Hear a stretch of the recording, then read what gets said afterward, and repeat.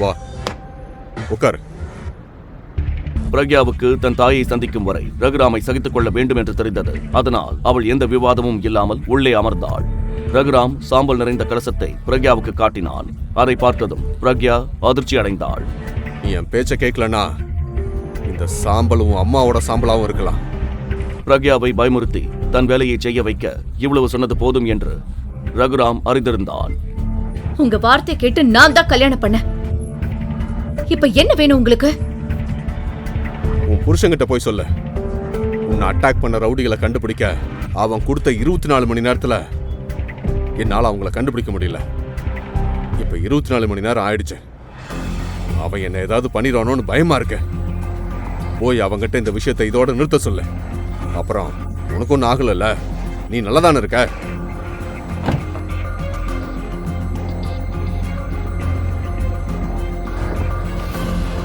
உன் அம்மா நல்லா இருக்கணும்னு நீ நினைச்சா நான் சொல்றத நீ செய்யணும். பிரக்யாவுக்கு தன் தாயை எந்த காரணம் கொண்டும் பாதுகாப்பாக வைத்திருக்க வேண்டியிருந்தது. எல்லாவற்றிற்கும் மேலாக இந்த உலகில் அவளுக்கு ஒரே துணை அவள் மட்டும்தான்.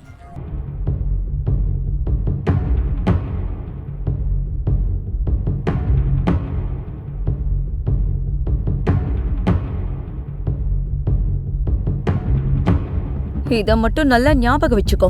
கல்யாணம் ஆயிடுச்சு, என்கிட்ட இருந்து தப்பிச்சிட்டேன்னு நினைக்காத. உன் தலையெழுத்தையே நான் வேற மாதிரி மாத்திருவேன். பிரக்யாவிற்கு அமைதியாக கேட்பதை தவிர வேறு வழி இல்லை. அங்க போய் எந்த டிராமாவும் போடாத. உன் புருஷன் சத்யன் எனக்கு கான்ட்ராக்ட் கொடுக்கிற வரைக்கும் உன்னால ஏதாவது தப்பு நடந்துச்சுன்னா உன்னால உன் அம்மாவோட முகத்தை மறுபடியும் பார்க்கவே முடியாது. பிரக்யா தன் தந்தையின் பேச்சையும் கேட்டாள். தன் சகோதரிக்கும் தந்தைக்கும் பிறகு இப்போது சித்தியின் முறை தொடங்கியது. பாருமா, அங்க போனதும் எங்களை மறந்துடாத. மாமியார் வீட்ல என்ன கிடைச்சாலும் சரி, அத உடனே எங்களுக்கு அனுப்பிட. இல்லனா என்ன ஆகும்னு தெரியும்ல. என்னடா தங்கம்? திருமணத்திற்கு பிறகு பிரக்யா தனது கணவன் சத்தியனின் இருண்ட அறைக்கு சென்றாள். ஒரு சிவப்பு கதிரின் ஒளியில் சத்தியன் படுக்கையில் படுத்திருந்தான். அவன் முகத்தை பார்த்து பிரக்யா அதிர்ச்சி அடைந்தாள். அது மிகவும் அழகான முகம். மக்கள் சொன்னதற்கு முற்றிலும் மாறாக இருந்தது. பின்னர் அவன் பிரக்யாவுக்கு சில டாக்குமெண்ட்களை கொடுத்தான். அதை பார்த்து பிரக்யா திகைத்தாள். நீங்க ஆமா, இதுதான் என்னோட நிஜ முகம். என்னால என் காலிலேயே நிக்க முடியும். இந்த பேப்பர்ல கையெழுத்து போடு. இது என்ன? நம்ம மேரேஜ் கான்ட்ராக்ட். 100 நாளுக்கு மட்டும். கான்ட்ராக்டா? கல்யாணத்துக்கா? எனக்கு ஒண்ணும் புரியல. ஆமா, கான்ட்ராக்ட் தான். இவ்வளவு சர்ப்ரைஸ் ஆக வேணாம். ஏன்னா உனக்கும் தெரியும், நீ என்ன லவ் பண்ணி கல்யாணம் பண்ணல, நானும் உன்னை லவ் பண்ணி பண்ணல. சோ நீ சைன் போடுறதுல எந்த பிரச்சனையும் இருக்காது. அப்புறம் கவலைப்படாத. இந்த கான்ட்ராக்ட் முடிச்சதுமே நீ உன் வாழ்நாள் முழுக்க ராஜ வாழ்க்கை வாழற அளவுக்கு நான் உனக்கு செட்டில் பண்ணிடுவேன். ஏன் இத பண்றீங்க? உன் கேள்விக்கு நான் பதில் சொல்ல விரும்பல. அப்புறம் என்னை பத்தி மக்கள் சொன்னது கரெக்ட் தான். புரியாத ஒருத்தர் கூட இருந்தா இந்த உலகத்துல ரொம்ப நாள் வாழ முடியாதுன்னு கேள்விப்பட்டேன். Just sign this. நீங்க இந்த பயமுறுத்த பாக்குறீங்களா? எனக்கு எந்த பயமும் இல்ல. இந்த பேப்பர்ஸ்ல நான் கையெழுத்து போடுறேன். ஆனா அது பயத்தினால இல்ல, என்னோட சொந்த விருப்பத்தினால. அப்புறம் நீங்க சொல்றது கரெக்ட் தான். எனக்கும் இந்த கல்யாணத்துல விருப்பம் இல்ல. ஆனா சூழ்நிலை காரணமா நான் சரி சொல்ல வேண்டியதாயிடுச்சு. அதனால எனக்கு உங்ககிட்ட இருந்து எந்த பணமும் தேவையில்ல. நான் என் சம்பாத்தியத்திலேயே வாழ முடியும். நீங்க கவலைப்பட தேவையில்ல.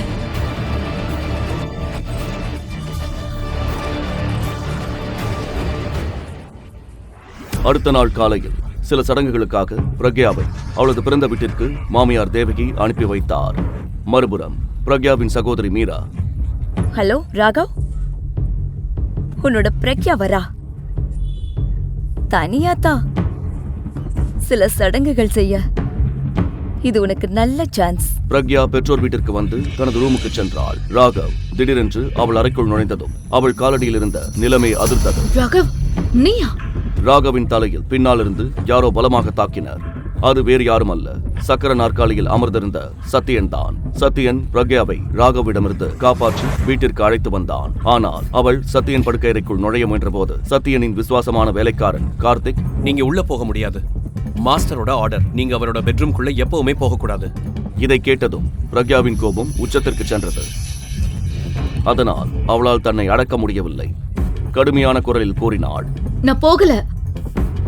எனக்கு இவ்ளோ திமிர் பிடிச்ச ஆணவம் பிடிச்ச ஆளோட ஒரே ரூம்ல தங்கறதுக்கு ஆசை இல்ல. அப்புறம் நான் எந்த ரூம்ல தங்க போறேன்? இல்லனா எனக்கு ரூமே இல்லையா? அதற்கு பிறகு கார்த்திக் பிரக்யாவை ஒரு பெரிய பெட்ரூமிற்கு அழைத்துச் சென்றான். அது அழகாக அலங்கரிக்கப்பட்டிருந்தது. பிரக்யாவின் பொருட்கள் அனைத்தும் அதே அறையில் வைக்கப்பட்டிருந்தன. கார்த்திக் அங்கிருந்து சென்றான். பிரக்யா சோர்வாக இருந்தாள். அதனால் குளிக்க முடிவு செய்தாள். பிரக்யா டின்னர் சாப்பிட வந்தபோது சத்யன் கிட்டத்தட்ட சாப்பிட்டு முடித்திருந்தான். சற்று நேரத்திற்கு பிறகு அவன் டின்னர் டேபிளில் இருந்து எழுந்தான். அப்போது பிரக்யாவின் செல்போன் ஒலித்தது. ஹலோ, நாளைக்கு லஞ்ச் ஏன் செலவுல? என்ன ஸ்பெஷல்? ஐயோ, என் ஊர்ல இருந்த நிலம் வித்துருச்சு, நிறைய பணம் கிடைச்சது. நீ என் நல்ல ஃப்ரெண்ட்ல, அதான் உன் கூட லஞ்ச் சாப்பிடணும்னு தோணுச்சு. ஓகே, நான் வரேன். அப்புறம் விஜயையும் கூப்பிடு. நீ என்ன பைத்தியமா? நான் பைத்தியம் இல்ல, நீ தான் பைத்தியம். அவன் உன்னை எவ்வளவு நாளா எவ்வளவு லவ் பண்றான்னு தெரியாதா உனக்கு? எனக்கு கல்யாணம் ஆயிடுச்சு. ஆமா ஆமா, உனக்கு கல்யாணம் ஆச்சுன்னு தெரியும். அப்புறம் இந்த கல்யாணம் உனக்கு கட்டாயப்படுத்தி நடந்ததுன்னு தெரியும். மீராவுக்கு தானே ப்ரொபோசல் வந்தது. பாரு, நீ விஜய கூப்பிட்டுக்கோ, ஆனா நான் வர மாட்டேன். நீங்க 2 பேரும் லஞ்ச் சாப்பிடுங்க, சரியா? ஐயோ, கோச்சிட்டியா? சரி, ஓகே. விஜய் வேணாம், நீயும் நானும் மட்டும் நாளைக்கு 1 மணிக்கு ரெயின் ட்ரீ ஹோட்டல்ல சந்திப்போம். ஓகே, சரி. அடுத்த நாள் சரியாக 1 மணிக்கு பிரக்யா ரெயின்ட்ரீ ஹோட்டலை அடைந்தாள். பூஜா பிரக்யாவை அவள் ரிசர்வ் செய்திருந்த டேபிளுக்கு அழைத்துச் சென்றாள். அங்கே ஒரு காதல் ஜோடி பொது இடத்தில் அமர்ந்து ரொமான்ஸ் செய்து கொண்டிருந்தனர். அதனால் பிரக்யா அவர்களை தடுத்து கூறினாள், உங்க ரொமான்ஸ் முடிஞ்சதுன்னா தயவு செஞ்சு இந்த டேபிள காலி பண்ணுங்க. நாங்க இதை ஏற்கனவே புக் பண்ணிருக்கோம். இதை கேட்டதும் அந்த காதல் ஜோடி விலகி அமர்ந்தனர். ஆனால் பிரக்யாவின் பார்வை அவர்களின் முகங்கள் மீது பட்டதும் அவள் காலடியில் இருந்த நிலைமை அதிர்ந்தது போல இருந்தது. அவள் அதிர்ச்சியுடன் சொன்னாள், உதய், ரம்யா, நீங்களா? ஆமா, இதுல ஆச்சரியப்பட என்ன இருக்கு? நாங்க இங்க வாரம் வருவோம். பை தி வே, நீ இங்க என்ன பண்ற? இந்த இடத்துக்கு வர்ற அளவுக்கு உனக்கு ஸ்டேட்டஸ் இல்லையே. ரேஷ்மா பிரக்யாவின் உறவுக்கார பெண். அதே சமயம் உதய் பிரக்யாவின் எக்ஸ் லவர். அவர்கள் இருவருக்கும் நிச்சயதார்த்தம் கூட நடக்கவிருந்தது. ஆனால் நிச்சயதார்த்தத்திற்கு 1 நாள் முன்பு உதய் ரம்யாவுடன் ரொமான்ஸ் செய்வதை பார்த்தாள். அதன் பிறகு அவர்களின் நிச்சயதார்த்தம் முறிந்துவிட்டது. அன்று முதல் உதயும் ரம்யாவும் காதலர்களாக வலம் வந்தனர். ஒருத்தன் தன்னோட ஸ்டேட்டஸ பத்தி தான் யோசிக்கணும், அடுத்தவங்க ஸ்டேட்டஸ பத்தி இல்ல. இப்ப நீங்க 2 பேரும் முடிச்சிட்டீங்கன்னா சீக்கிரம் இங்க இருந்து கிளம்புங்க. தட் இஸ் அவர் டேபிள், நாங்க ரிசர்வ் பண்ணிருக்கோம். மேனேஜர் ராஜேஷ் உதய் மற்றும் ரம்யாவின் டேபிளை காலி செய்யும்படி கேட்டபோது உதய் கோபத்துடன் கூறினான், என்ன இங்க இருந்து எழுந்திருச்சு போக சொல்றியா? நீ என்ன மறந்துட்டியா? நான் இங்க மாசத்துக்கு 10 தடவைக்கு மேல வருவேன். லட்சக்கணக்கான ரூபாய் செலவு பண்ணுவேன். உனக்கு நான் இங்க வர்றதை நிறுத்தணும்னு நினைக்கிறியா? ஒரு பெரிய கஸ்டமரை இழக்க மேனேஜருக்கு விருப்பம் இல்லை. அதனால், மேம் ப்ளீஸ் என் கூட வாங்க, நான் உங்களுக்கு இன்னும் நல்ல டேபிள் தரேன். நாங்க இந்த டேபிள் தான் புக் பண்ணோம், இங்க தான் உட்காருவோம். நீங்க உண்மைக்கு சப்போர்ட் பண்ணணும், ஆனா எங்களை போக சொல்றீங்க. இந்த டேபிள் எங்களுக்காக ரிசர்வ் ஆயிருக்கு, அவங்களுக்கு வேற டேபிள் கொடுங்க. நீங்க 2 பேரும் ஒத்துக்க மாட்டீங்களா? நீங்க என்ன சொல்றீங்க? உங்களுக்கு இப்ப புரிஞ்சிடும். செக்யூரிட்டி. ஆனால் செக்யூரிட்டி பிரக்யா மற்றும் பூஜாவை தொடுவதற்கு முன்பே ஒரு கம்பீரமான குரல் ஒலித்தது. இங்க என்ன நடக்குது? பிரக்யா திரும்பி பார்த்தாள். அவளுடைய கண்கள் ஆச்சரியத்தில் விரிந்தன. ஏனென்றால் இந்த குரல் வேறு யாருடையதும் இல்லை, சத்யனின் குரல்தான். அவன் அருகில் பிரக்யாவின் சகோதரி மீரா நின்றிருந்தாள். சத்யன் மேனேஜரை அழைத்தான். அவன் சத்யனை கண்டதும் பயத்தில் நடுங்கிக் கொண்டிருந்தான். அப்போது மீரா ஏதோ சொல்ல, அதை கேட்டதும் சத்யனின் காதுகளில் ஒரு பலமான சலசலப்பு ஏற்பட்டது. சஞ்சீவ், இதுல ரம்யாவோட தப்பு என்ன இருக்கு? பிரக்யாவும் ரம்யாவும் என் அக்கா தங்கச்சி தான். அவங்க 2 பேரும் சின்ன வயசுல இருந்து செட் ஆக மாட்டாங்க. மீரா சத்யனுக்கு பதிலாக சஞ்சீவ் என்று சொன்னதை கேட்டு பிரக்யா மேலும் அதிர்ச்சி அடைந்தாள். பின்னர் சத்யன் அங்கு நின்றிருந்த ஒரு வெயிட்டரிடம் கூறினான், இன்னிலிருந்து நீதான் இங்க புது மேனேஜர். இங்க எல்லாருக்கும் ஒரே மாதிரி ரூல்ஸ் தான். இதற்கு பிறகு சத்யன் மீராவுடன் VIP பகுதிக்கு சென்றான். அதே நேரத்தில் பூஜா மற்றும் பிரக்யா ரம்யாவும் உதயும் காலி செய்த டேபிளில் அமர்ந்து சாப்பிட தொடங்கினர். ஆனால் ரம்யாவும் உதயும் அங்கிருந்து கிளம்பவில்லை. அதற்குள் பலமான ஒரு குத்து அவன் மேல் விழுந்தது. அதில் அவனுடைய 2 பற்கள் உடைந்து அவன் தரையில் விழுந்தான். சத்யன் தான் அவனை அடித்திருந்தான். மேலும் அவனை அடிக்க முயன்றான். ஆனால் பிரக்யா அவனை தடுத்தாள். பிரக்யா சத்யன் கையை பிடித்தாள். சத்யன் திகைத்து போனான். அதே சமயம் சந்தர்ப்பத்தை பயன்படுத்திக் கொண்டு உதய் புயல் போல அங்கிருந்து ஓடிவிட்டான். உனக்கு எவ்ளோ தைரியம்? உன் தங்கச்சியோட பாய் ஃப்ரெண்ட் கூட இதெல்லாம் செய்ய உனக்கு வெக்கமா இல்லையா? ஆமா, இதுக்கப்புறம் சஞ்சீவ் பக்கத்துல உன்னை பார்த்த எல்லாத்தையும் ரெக்கார்ட் பண்ணி உன் புருஷனுக்கு அனுப்புவேன். புரிஞ்சுதா? சஞ்சீவ், இதை கண்ட மீரா கோபம், பொறாமை மற்றும் பயத்தால் நிறைந்தாள். ஏனென்றால் சத்யன் பிரக்யாவின் இந்த நடவடிக்கைக்கு ஆட்சேபிக்கவில்லை. மீரா தனக்குத்தானே கூறினாள், சஞ்சீவ் இந்த பிரக்யா விரிச்ச வலையில விழுந்துட்டாரா? இல்ல, இத நான் நடக்க விடவே மாட்டேன். நான் என்ன நடந்தாலும் சரி, இத மட்டும் நான் நடக்க விடவே மாட்டேன். அப்படி மட்டும் நடந்துச்சுன்னா ஒரு வசதியான ஆளையே நான் இழக்க வேண்டியிருக்கும். அது மட்டும் இல்லாம அன்னைக்கு நைட் அந்த ரூம்ல இருந்தது நான் இல்ல, பிரக்யா தானே. அவளே சஞ்சீவ் கிட்ட போட்டு கொடுத்துடுவா. சஞ்சீவுக்கு மட்டும் இது தெரிஞ்சிச்சுன்னா அவர் எனக்கு சாவை விட மோசமான தண்டனையை கொடுப்பான். ஏன்னா நானே தானே அவர்கிட்ட சொன்னேன், அன்னைக்கு இம்பீரியல் ஹோட்டல்ல நான் தான் இருந்தேன்னு. சஞ்சீவுக்கு இது தெரியக்கூடாது என்று மீரா நினைத்தாள். அடுத்த நாள் சத்யனும் பிரக்யாவும் கிளம்பிய பிறகு அவள் அந்த அறைக்கு வந்தாள் என்றும் அங்கேதான் ராஜ்வீரின் மோதிரத்தை கண்டெடுத்தாள் என்றும் சொல்லலாம். அவ்வளவு விலையுயர்ந்த மோதிரத்தை அவள் இதற்கு முன் பார்த்ததே இல்லை. அடுத்த நாளே அதை விற்க மார்க்கெட்டிற்கு சென்றாள். இந்த மோதிரம் உங்களுக்கு எப்படி கிடைச்சது? இது ரொம்ப... எனக்கு தெரியும், இது என் பிரின்ஸ் எனக்கு கொடுத்தது. அதாவது என் லவ்வர் வேணும்னா இத வித்துக்கொன்னு என்கிட்ட சொன்னா. இதுக்கு நிறைய பணம் கிடைக்கும், அது உன் வாழ்க்கையை மாத்திடும்னு சொன்னா. இப்ப சொல்லுங்க, இந்த மோதிரத்துக்கு எவ்வளவு பணம் கொடுப்பீங்க? இதை மீரா மிகவும் சாதாரணமாக சொன்னாள்.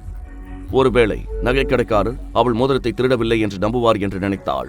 ஆனால் நகைக்கடைக்காரர் அவள் உண்மை பேசுகிறாள் என்று ஒரு கணமும் நம்ப தயாராக இல்லை. அவள் இப்போது நகைக்கடைக்காரர் அவளை ஒரு திருடி என்று நினைத்து போலீஸை அழைத்து விடுவார் என்று பயப்பட தொடங்கினாள். அதனால் அவள் ஒரு அசைவில் நகைக்கடைக்காரரிடமிருந்து மோதிரத்தை திருப்பி பிடுங்கிக் கொண்டு சொன்னாள், சரி விடுங்க, உங்க கடையில இந்த மோதிரத்தை வாங்க போதுமான பணம் இருக்குன்னு எனக்கு தோணல. நான் வேற கடையில கேக்குறேன், தேங்க்ஸ். இதற்கு பிறகு மீரா அங்கிருந்து கிளம்பினாள். ஆனால் அவளுடைய காலடிகள் இப்போது மிக வேகமாக நகர்த்தன. அவள் விரைவில் தன் வீட்டை அடைய விரும்பினாள். ஏனென்றால் நகை கடைக்காரர் நிச்சயம் போலீஸை அழைத்திருப்பார் என்று அவளுக்கு தோன்றியது. ஆனால் அவள் ஆட்டோ அல்லது டாக்ஸியை எடுப்பதற்கு முன்பே ஒரு பெரிய லக்ஸுரி கார் அவளுடைய வழியை தடுத்தது. அதிலிருந்து அடுத்த கணமே ஒரு விலையுயர்ந்த சூட்டணிந்த பெண் இறங்கினாள். ஹலோ மிஸ், என் பேரு ஆஷா. நீங்க இப்ப விக்க ட்ரை பண்ணீங்கல்ல, அந்த மோதிரம் அது எங்க கிடைச்சதுன்னு சொல்ல முடியுமா? இதை கேட்டதும் மீராவின் இதயம் வேகமாக துடிக்க தொடங்கியது. அவள் இப்போது புரிந்து கொண்டாள், இந்த மோதிரம் அவளை ஒரு பெரிய பிரச்சனையில் சிக்க வைத்தது என்று. அதனால் அவள் மோதிரத்தை எடுத்து ஆஷாவை நோக்கி நீட்டி கெஞ்ச ஆரம்பித்தாள். பாருங்க, நான் உண்மைதான் சொல்றேன், நான் மோதிரத்தை திருடல. அன்னைக்கு ஹோட்டல் இம்பீரியல் ரூம்ல தான் எனக்கு மோதிரம் கிடைச்சது. நீங்க மோதிரத்தை வச்சுக்கோங்க, ஆனா தயவு செஞ்சு என் உயிரை காப்பாத்துங்க. மீரா உண்மையில் அந்த மோதிரத்தை திருடவில்லையா? அந்த இரவு ஹோட்டல் இம்பீரியலில் என்ன நடந்தது? பிரக்யா எப்படி ஹோட்டல் அறைக்குள் வந்தாள்? அந்த மோதிரத்தின் ரகசியம் என்ன? அதனால் பிரக்யாவுக்கு ரகுராமின் பேச்சை கேட்பதை தவிர வேறு வழியில்லை. கவலைப்பட்ட பிரக்யா நேராக வீட்டிற்கு சென்றாள். ஏனென்றால் அவள் விரைவில் சத்யனை தொடர்பு கொள்ள விரும்பினாள். ஆனால் வீட்டிற்கு வந்த பிறகு அவள் வேலைக்காரர்களிடமிருந்து சத்யன் இன்னும் வரவில்லை என்று தெரிந்து கொண்டாள். பிரக்யாவுக்கு தன் திருமணம் முடிந்து 2 நாட்கள் ஆகிவிட்டன. ஆனால் அவளிடம் சத்யனின் நம்பர் கூட இல்லை என்று உணர்ந்தாள். பிரக்யா வீட்டில் உள்ள வேலைக்காரர்களிடமிருந்து நம்பரை பெற முயன்றாள். ஆனால் எந்த வேலைக்காரர்களிடமும் சத்யனின் நம்பர் இல்லை. பிரக்யாவுக்கு கார்த்திக் சத்யனின் மிகவும் விசுவாசமான வேலைக்காரன் என்று ஞாபகம் வந்தது. அவனிடம் நிச்சயம் அவன் நம்பர் இருக்கும். ஆனால் கார்த்திக் பற்றி விசாரித்த போது பிரக்யாவுக்கு அவனும் ஏதோ வேலைக்காக வெளியே சென்றிருக்கிறான் என்று தெரிந்தது. அவளுக்கு வேறு எந்த வழியும் இல்லை. அதனால் தன் சகோதரி மீராவை அழைத்தாள். மீரா, சஞ்சீவ் உங்க கூட இருக்காரா? என்ன இத கேட்க வெக்கமா இல்லையா உனக்கு? இவ்வளவு விஷயம் பண்ணிட்டு மறுபடியும் சஞ்சீவ கூப்பிடுறியா? வெக்கம் கெட்டவளே. இப்படி பேசுவதை கேட்டு சஞ்சீவ் மீராவின் கையிலிருந்து மொபைலை வாங்கிக் கொண்டான். மீரா, எனக்கு தெரிஞ்சுக்கணும்.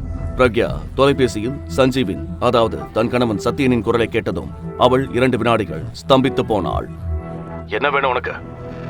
பிரக்யா சத்யனின் குரலை தொலைபேசியில் முதல் முறையாக கேட்டாள். இந்த குரல் அவளுக்கு மிகவும் கவர்ச்சியாக இருந்தது. சஞ்சீவ், எனக்கு ரொம்ப முக்கியமான விஷயம் பேசணும். நான் இப்ப பிஸியா இருக்கேன். சாயங்காலம் வீட்டுக்கு வந்ததும் பேசுறேன். சத்யனின் வார்த்தைகளை கேட்டதும் பிரக்யா எந்த விவாதமும் இல்லாமல் போனை வைத்தாள். அவள் சத்யனை எப்படி சம்மதிக்க வைப்பது என்று யோசிக்க ஆரம்பித்தாள். நீண்ட நேரம் யோசித்த பிறகு அவளுக்கு ஒரு யோசனை வந்தது. ஏன் சத்யனுக்கு பிடித்தமான உணவை சமைக்க கூடாது? ஒருவேளை இதனால் அவன் மகிழ்ந்து தன் கோரிக்கைக்கு சம்மதிப்பான். சத்யன் வருவதற்கு முன்பே பிரக்யா உணவை சமைத்து டைனிங் டேபிளில் அழகாக அடுக்கி வைத்தாள்.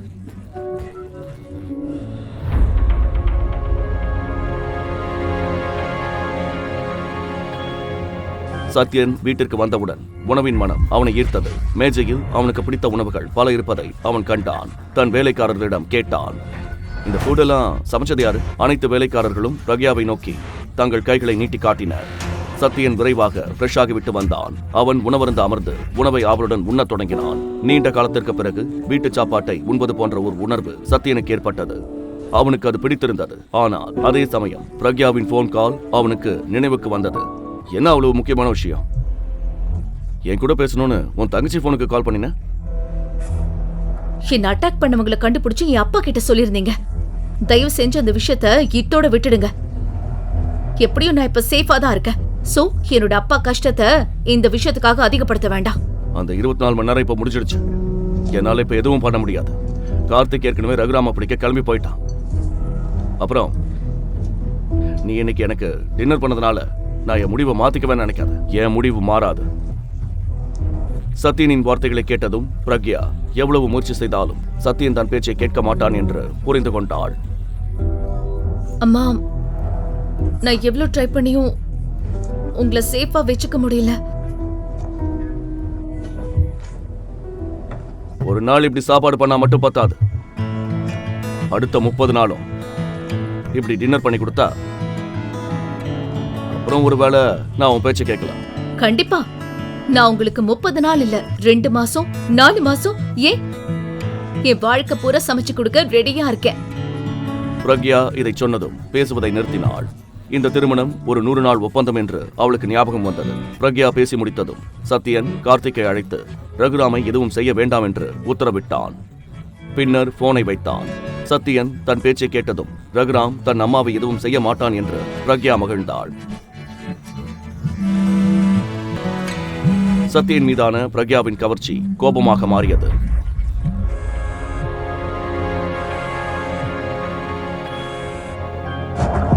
ஹலோ, எத்தனை தடவை சொல்லிருக்க இப்படி கால் பண்ணாதானே? சஞ்சீவ், உன்னை ரொம்ப மிஸ் பண்றேன். எனக்கு உடம்பு சரியில்லை. தயவு செஞ்சு வந்து என்ன பாரு. உனக்கு உடம்பு சரியில்லைன்னா டாக்டர் கிட்ட போ.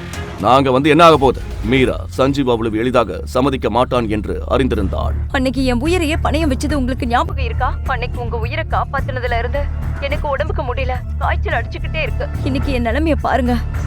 மீரா சொன்னதை கேட்டு சத்யன் அவள் கோரிக்கைக்கு சம்மதிக்க வேண்டியதாயிற்று. ஏனென்றால் அந்த இரவு மீரா தன் உயிரை காப்பாற்றினாள் என்று அவன் இன்னும் நம்பினான். சத்யன் மீராவை சந்திக்க தயாரானான். மீராவை எங்கு சந்திக்க வேண்டும் என்று கேட்டபோது மீரா அவனை ஸ்டார்லைட் ஹோட்டலில் உள்ள அறை எண் 501க்கு வர சொன்னாள்.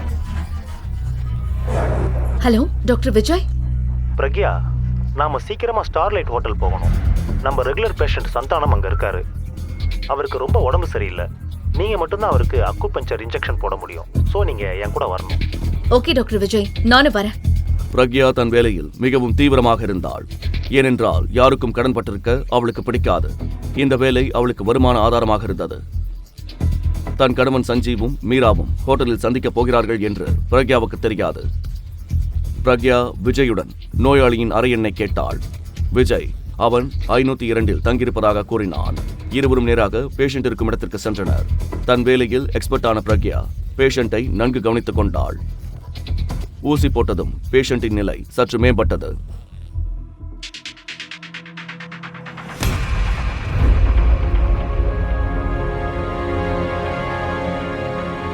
இந்த ஆள் கூட மிட் நைட்ல நீங்க என்ன பண்ற? இல்ல சார். எல்லாரும் ஒரே மாதிரி இருக்கிறது இல்ல. எல்லாரும் ஒரே நோக்கத்தோட இந்த இடத்துக்கு வர்றதில்ல. நீங்க எதுக்காக இங்க வந்தீங்களோ அதை செய்ய கண்டிப்பா நான் இங்க வரல. பல எண்ணங்கள் பிரக்யாவின் மனதில் ஓடின. கொஞ்ச நேரத்துக்கு முன்னாடி தான் அவன் என் கூட உட்காந்து சாப்பிட்டான். இப்ப என் தங்கச்சியை பாக்குறதுக்காக இங்க வந்திருக்கான். அவளுக்கு வருத்தமாகவும் கோபமாகவும் இருந்தது. சத்யனிடம் விளக்கம் கேட்க தனக்கு உரிமை இல்லை என்று தெரிந்திருந்தாலும் அங்கு நின்றிருந்த விஜயும் மீராவும் திகைத்து போயினர். சஞ்சீவ் ஏன் பிரக்யா மீது இவ்வளவு அக்கறை கொண்டிருந்தான் என்று அவர்களால் புரிந்து கொள்ள முடியவில்லை. நட்சத்திரங்களே தோற்கும் அளவுக்கு மின்னும் விளக்குகள் நிறைந்த ஒரு பப்பின் முன்னால் வந்து நின்ற மீரா பிரக்யாவின் கண்களில் இருந்து கையை விலக்கி, ஹாப்பி பர்த்டே பிரக்யா, உன் பர்த்டேவை செலிப்ரேட் பண்ண எங்க கூட்டிட்டு வந்திருக்கேன்னு பாரு, இன்னைக்கு ஜாலியா என்ஜாய் பண்ணலாம் என்றாள். என்ன மீரா இதெல்லாம், பர்த்டே பார்ட்டின்னு சொல்லி இங்க கூட்டிட்டு வந்திருக்க, இதெல்லாம் எனக்கு சுத்தமா பிடிக்காது என்றாள் பிரக்யா. பிரக்யா மிகவும் போல்டான பெண், அழகிய தேவதை போல இருப்பவள். தன் எண்ணங்களை எப்போதும் தைரியமாக வெளிப்படுத்தி விடுவாள். பிரக்யா சொன்னதை கேட்டு முகம் சுழித்த மீரா, ஹே ப்ளீஸ் பிரக்யா, உன் பர்த்டேக்காக ரொம்ப ஆசையா இங்க டேபிள் புக் பண்ணி வச்சிருக்கேன், இன்னைக்கு ஒரு நாள் என்ஜாய் பண்ணா ஒன்னும் ஆகாது, ரொம்ப ஓவரா பண்ணாம உள்ளவா என்று சொல்லிக் கொண்டே பிரக்யாவின் கைகளை பிடித்து அழைத்து சென்றாள். தனது வாழ்க்கையை நரகமாக்க போகும் அந்த செயற்கை சொர்க்கத்துக்குள் அவள் காலெடுத்து வைத்தாள். உள்ளே கலர் கலர் விளக்குகளுக்கு நடுவே இளம் பெண்களும் ஆண்களும் எந்த பேதமும் இல்லாமல் கையில் மது கிளாஸுடன் நடனமாடிக் கொண்டிருப்பதை பார்த்து கொண்டே நடந்து வந்தாள் பிரக்யா. மீரா புன்னகையுடன் அவளை பார்த்து, இன்னைக்கு உன்னோட பர்த்டே இல்லையா, புதுசா ஏதாவது ட்ரை பண்ணுவோம், என்ன ட்ரிங்க்ஸ் வேணும் என்று கேட்க பிரக்யா அவளை முறைத்து பார்த்தபடி, நான் ஒரு பிராக்டிசிங் டாக்டர், என்னையே குடிக்க சொல்ற, எனக்கு நல்ல ஜூஸ் வாங்கிட்டு வா போதும் என்றாள். இனி பிரக்யாவை கன்வின்ஸ் பண்ண முடியாது என்று உணர்ந்த மீரா, உன்னை போய் பப்புக்கு கூட்டிட்டு வந்தேன் பாரு என்று புலம்பிக் கொண்டே ஜூஸ் எடுத்து வந்தாள். எனக்காக இதெல்லாம் செய்யறதுக்கு தேங்க்ஸ் என்று பிரக்யா சொல்ல, மீரா போலியாக சிரித்தபடி, அக்கா நீயும் நானும் ஒரு அம்மாவுக்கு பிறக்கல, ஆனா நமக்கு ஒரே அப்பா தானே, நீ என்னோட ரத்தம்கா என்றவள், அக்கா எனக்கு ஒரு போன் வருது, நான் பேசிட்டு வரேன், நீ இங்கே இரு என்று வெளியேறினாள். வெளியே வந்த மீராவின் முகம் முற்றிலும் மாறியது. அக்காவா அக்கா, அந்த ஜூஸ்ல என்ன இருக்குன்னு தெரியாம குடிக்கட்டும், இன்னையோட அவ கதை க்ளோஸ் என்று நினைத்தவள் போனை எடுத்து, டே நான் சொன்ன பொண்ணு ரெட் சொடி போட்டு கடைசி டேபிள்ல உட்கார்ந்திருக்கா, நான் சொன்ன வேலைய கச்சிதமா முடிச்சிட்டு வாங்க, என்ன ஆனாலும் என் பேர் வெளியே வரக்கூடாது, ஜாக்கிரதை என்று சொல்லிவிட்டு அங்கிருந்து நகர்ந்தாள். சிறிது நேரம் மீராவுக்காக காத்திருந்த பிரக்யா, என்ன இவ இன்னும் காணோம் என்று சொல்லிக் கொண்டே எழ முற்பட்ட போது தலை சுற்றுவது போல இருக்க சட்டென உட்கார்ந்தாள். பிரக்யாவுக்கு நடப்பது எல்லாம் ஸ்லோ மோஷன்ல தெரிய அவளுக்கு ஏதோ ஆனது. அப்போது அங்கே திடீரென துப்பாக்கி சுடும் சத்தம் கேட்டது. பப் உள்ளே யாரையோ துரத்தி கொண்டு வந்த 4-5 ரவுடிகள் சரமாரியாக சுட மக்கள் அங்குமிங்கும் சிதறி ஓட ஆரம்பித்தனர். பிரக்யாவால் எழுந்து ஓட முடியாமல் தடுமாறியவள் டேபிள் அடியில் ஒளிந்து கொண்டாள். அப்போது ஒரு ரவுடி, நாங்க வந்த வேலையை முடிச்சிட்டு சத்தம் இல்லாம போயிடுறோம், எவனாச்சும் போலீஸ்க்கு கால் செஞ்சீங்க அவ்வளோதான் என்று கையில் துப்பாக்கியுடன் வேகமாக நடந்து வர சட்டென அந்த இடமே இருண்டு போனது. பிரக்யா வெளியே எப்படி செல்வது என்று யோசித்துக் கொண்டிருக்க அவள் அருகில் ஒரு ஆண் குரல் கேட்டது. எனக்கு ஹெல்ப் பண்ணு, எப்படியாவது காப்பாத்து ப்ளீஸ் என்றான். பிரக்யா ஒரு நிமிடம் யோசிக்க, அவங்க என்னதான் தேடிக்கிட்டு இருக்காங்க, ஆனா நான் மாட்டிக்க கூடாது என்று சொன்னவன் சட்டென்று மயங்கி விழுந்தான். மயக்கம் வருவதை போல உணர்ந்த பிரக்யா அவனை பரிசோதித்து பார்த்த போது அவனுக்கு பேனிக் அட்டாக் வந்திருப்பதை உணர்ந்தாள். தன் மருத்துவ படிப்பை முடித்துவிட்டு ட்ரைனிங்கில் சேர்ந்த பிரக்யாவிற்கு அடுத்து என்ன நடக்க போகிறது என்று தெரியும். இவனை இப்படியே விட்டா செத்துருவான் என்று பதறியவள் அந்த இருளில் அவனை இழுத்து ஒரு அறைக்குள் சென்றாள். அந்த மங்கலான வெளிச்சத்தில் மூச்சு விட முடியாமல் தடுமாறியவனின் கையை பிடித்தவள், வேற வழி இல்ல என்றவள் அவன் உதட்டில் இதழ் பதித்து மூச்சு கொடுக்க ஆரம்பித்தாள். பிரக்யா கொடுத்த முதல் உதவி வேலை செய்ய இப்போது அவன் மூச்சு விட ஆரம்பித்தான். அதை கண்டு நிம்மதியான பிரக்யா அவனை விட்டு விலகி செல்ல முற்பட்ட போது அவன் அவளை இறுக்கமாக அணைத்துக் கொண்டான்.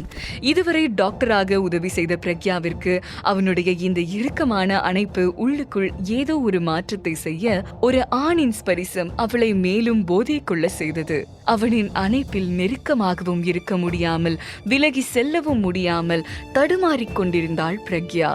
போதையின் உச்சத்தில் இருந்தவள் தன்னை மறந்து அவனிடம் சரணடைந்தாள். அவள் விரலோடு விரல் கோர்த்தவன் அவளுக்குள் தன் தேடலை ஆரம்பித்தான். இரவு முழுக்க இருவரும் அந்த அறையில் தன்னிலை மறந்து இருந்தனர். மறுநாள் காலை எழுந்த பிரக்யாவிற்கு ஒரு டாக்டராக தனக்கு என்ன நேர்ந்தது என்று தெரிந்தது. அவள் பக்கத்தில் யாரும் இல்லாததை கண்டவள், ச்சே, என்ன காரியம் செஞ்சிட்டேன். 1000 டிஸ்டர்பன்ஸ் இருந்திருந்தாலும் ஒரு டாக்டரா நான் ஸ்டடியா இருந்திருக்கணும் இல்லையா? அவன் யாரு என்ன எதுவுமே எனக்கு தெரியாது. ஒரே ராத்திரியில என் வாழ்க்கை இப்படி மாறிடுச்சு. என்னோட வீட்டுக்கு இதை தெரிஞ்சா என்ன ஆகும் என்று யோசித்தவளுக்கு கண்ணீர் வந்தது. இந்த தப்பு சரி செய்ய வழியே இல்லையா கடவுளே? உயிரை காப்பாத்தின ஒரு பொண்ண என்னென்னவோ செஞ்சு இந்த நிலைமையில விட்டுட்டு போக எப்படிதான் மனசு வருதோ இந்த ஆம்பளைங்களுக்கு. இவனை நான் எங்க போய் தேடுவேன் என்று கதறினாள். ஆனால் பிரக்யாவுக்கு தெரியாது, அடுத்த கொஞ்ச நாட்களில் இந்த சம்பவத்தின் செயின் ரியாக்ஷனால் அவள் சொல்ல முடியாத துயரங்களை சந்திக்க போகிறாள் என்று. 1 மாதத்திற்கு பிறகு ஒரு பிரம்மாண்டமான திருமண மண்டபத்தின் வாசலில் கார் வந்து நின்றது. உள்ளிருந்து தங்க நிற பட்டுப்புடவையில் மணக்கோலத்தில் பிரக்யா வெளியே வர, அவளை தொடர்ந்து பிங்க் நிற லெஹெங்காவில் வெளியே வந்தாள் மீரா. வாசலில் அவளை நிற்க வைத்து ஆரத்தி எடுத்த அவளது சித்தி சுதா பல்லை கடித்து கொண்டே, இங்கிருந்து தப்பிச்சு போகணும்னு மட்டும் பிளான் பண்ண, நடக்கிறதே வேற என்றார். அதை கேட்டு வன்மமாக புன்னகைத்த மீரா, என்னம்மா இப்படி சொல்றீங்க? அவங்க அம்மா உயிர் நம்ம கையில இருக்கும்போது எப்படி அக்கா தப்பிச்சு போவா சொல்லுங்க என்று சொல்லி பிரக்யாவை பார்த்தாள். சித்தி, என்னோட அப்பாவை நீங்க கல்யாணம் பண்ணி என்னோட அம்மாவை வீட்டை விட்டு துரத்துனீங்க. உங்களுக்கு அது பத்தலையா? எதுக்கு என்னோட வாழ்க்கையை அழிக்கிறீங்க என்று கோபத்துடன் சொன்னாள் பிரக்யா. அவளின் கோபத்தை கண்டு ஏளனமாக புன்னகைத்த சுதா, உங்க அப்பா என் கைக்குள்ள இருக்கிற வரைக்கும் உன்னால எதுவும் செய்ய முடியாது. இங்க நான் நினைக்கிறது மட்டும்தான் நடக்கும். ரொம்ப முரண்டு பிடிக்காம நாங்க காட்டுறவனுக்கு கழுத்தை நீட்டு, அப்பதான் உங்க அம்மாவை உயிரோட பார்க்க முடியும் என்று அழுத்தமாக கூறினார் சுதா. மனநலம் பாதிக்கப்பட்ட தன் அம்மாவின் உயிர் ஆபத்தில் இருந்ததால் பிரக்யாவால் இவர்களை மீறி எதுவும் செய்ய முடியவில்லை. தன் கணவன் வேறொரு பெண்ணை திருமணம் செய்ததில் விரக்தி அடைந்த பிரக்யாவின் அம்மாவிற்கு மனநலம் பாதிக்கப்பட சில ஆண்டுகளுக்கு முன்பு அவர் காணாமல் போனார். இந்த திருமணத்திற்கு ஒப்புக்கொண்டால் அவள் அம்மா இருக்கும் இடத்தை தெரிவிப்பதாக மிரட்டியே இந்த திருமணத்தை ஒப்புக்கொள்ள செய்தார் சுதா. தன் நிலைமையை யோசித்த பிரக்யா, மாப்பிள்ளை கிட்ட என்னோட நிலைமையை எடுத்து சொல்லி இந்த கல்யாணத்தை அவர் பக்கம் இருந்து நிறுத்த வழி இருக்கான்னு பாக்கணும் என்று மாப்பிள்ளையை தேடிக்கொண்டே நடக்க, அப்போது அவள் அருகில் வந்த மீரா, சொல்ல மறந்துட்டேன் பிரக்யா, ஆக்சுவலி மாப்பிள்ளை வீட்ல இருந்து முதல்ல என்ன கேட்டுதான் வந்தாங்க. நான் தான் அக்கா நீ இருக்கும்போது நான் எப்படி கல்யாணம் பண்றதுன்னு மறுத்துட்டேன். நான் ஏன் இந்த சம்பந்தம் வேண்டான்னு சொன்னேன்னு உனக்கு காரணம் தெரிஞ்சுக்க வேணாமா? வா, உனக்கு பல சர்ப்ரைஸ் காத்துட்டு இருக்கு என்று சொல்லி மணமகன் அறைக்கு அழைத்து சென்றாள். இல்ல, எனக்கு எதுவும் தெரிய வேண்டாம், நான் உள்ள வரல என்று பிரக்யா மறுக்க, ஐயோ என்ன பிரக்யா, இனி உன்னோட வாழ்க்கை எப்படி இருக்க போகுதுன்னு இங்கேயே உனக்கு தெரிஞ்சிரும் என்று சொல்லிக்கொண்டே கதவை திறந்தாள் மீரா. அறைக்குள் நுழைந்த பிரக்யாவிற்கு ஒரு நிமிடம் பூமியே சுழல்வதை நிறுத்தியது போன்ற உணர்வு தோன்றியது. அந்த நொடி தான் பார்ப்பது கனவா அல்லது கற்பனையா என்று புரியாத அளவுக்கு அவளது உள்ளம் குழம்பி போனது. ஏனெனில் மனக்கோலத்தில் வீல் சேரில் இருந்தான் அவன். முகம் முழுவதும் தழும்பாக கோரமான முகத்துடன் ஒருவன் அமர்ந்திருந்தான். வந்தவர்களை பார்த்ததும் அவனுடைய ஆட்கள் வேகமாக பூவினால் அவன் முகத்தை மூடி மறைத்தனர். மணமகனின் முகத்தை பார்த்து அதிர்ந்து போன பிரக்யா உடனடியாக வெளியே ஓடி வந்து, ஓ மை காட், என்னோட சித்தி எங்க அம்மாவை வச்சு மிரட்டி ஏதோ தெரியாத ஒருத்தனுக்கு கல்யாணம் பண்றாங்கன்னு யோசிச்சா பணத்துக்காக இவ்வளவு மோசமான ஒருத்தனை கட்டி வைக்க பிளான் பண்ணிருக்காங்க. நிச்சயமா இந்த கல்யாணத்துக்கு நான் ஒத்துக்கவே மாட்டேன் என்று சொல்லிக்கொண்டே தன் அப்பாவை தேடி சென்றாள்.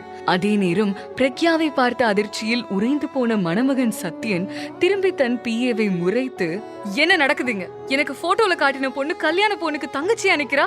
இங்க என்ன நடக்குது? நான் மீராவை தானே கல்யாணம் பண்ணணும் என்று சீறினான். சார், நாங்க என்ன டீடைல்ஸே சொல்லிதான் பெரிய மேடம் பொண்ணு பார்க்க அனுப்பினோம். ஆனா எப்படி பொண்ணு மாறிச்சுன்னு தெரியல என்று பயத்தில் நடுங்கியபடி பதில் சொன்னான் சத்யனின் பிஏ கார்த்திக்.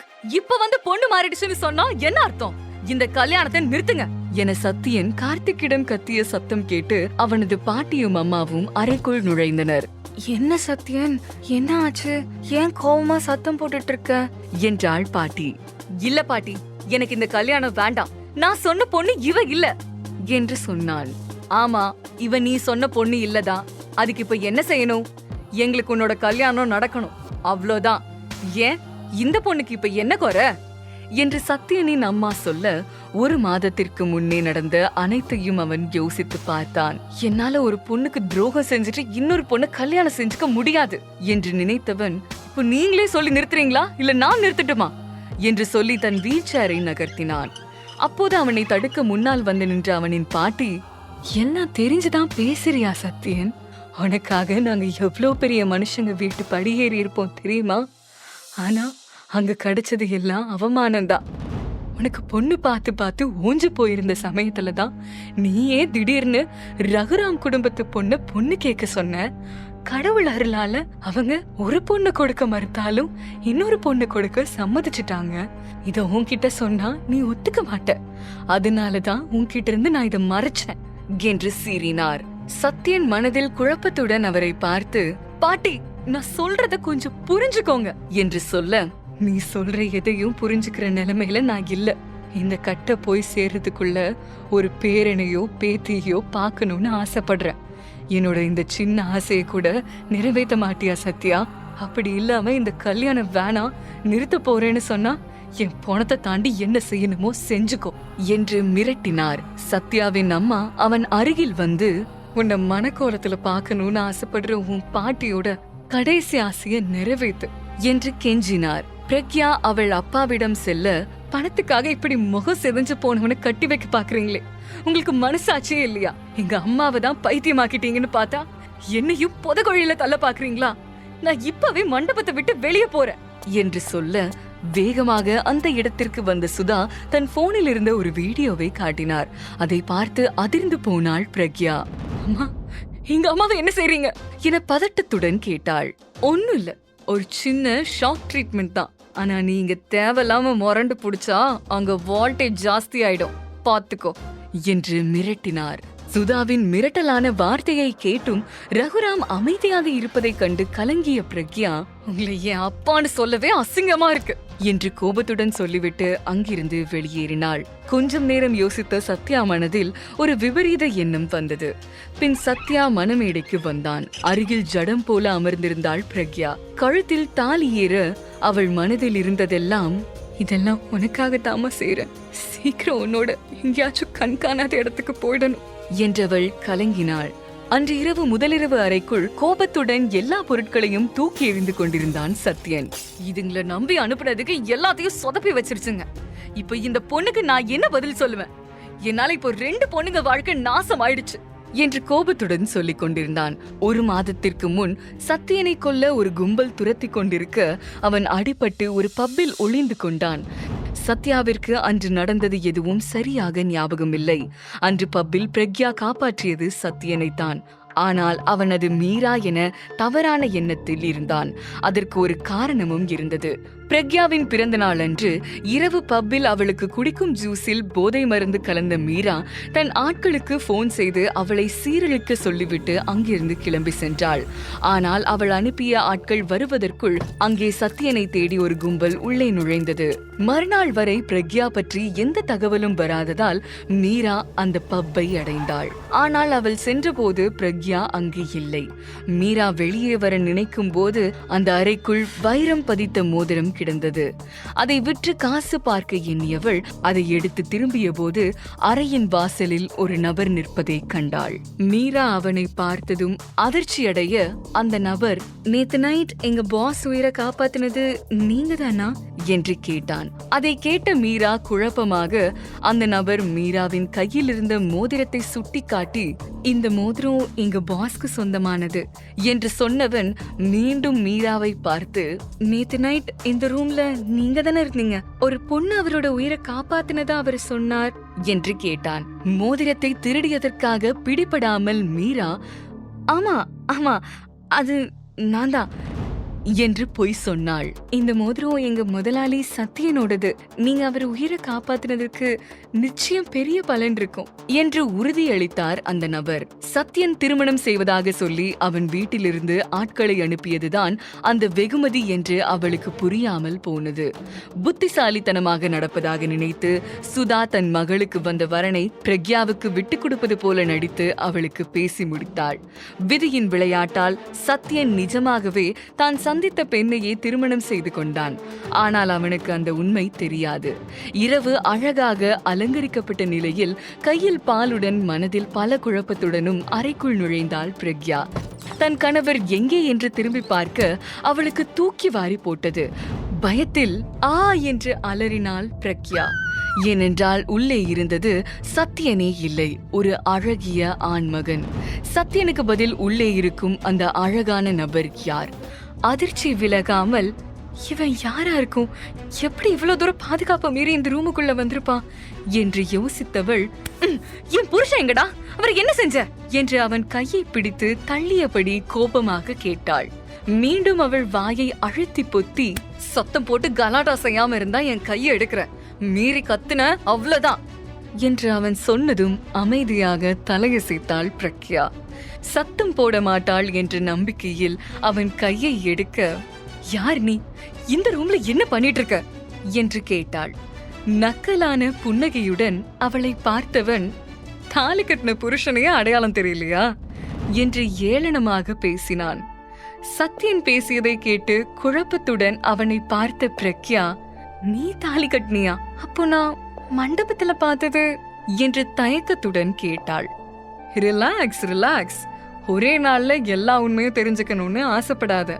இதையெல்லாம் நீ தெரிஞ்சுக்காம இருக்கிறது தான் உனக்கும் நல்லது, எனக்கும் நல்லது.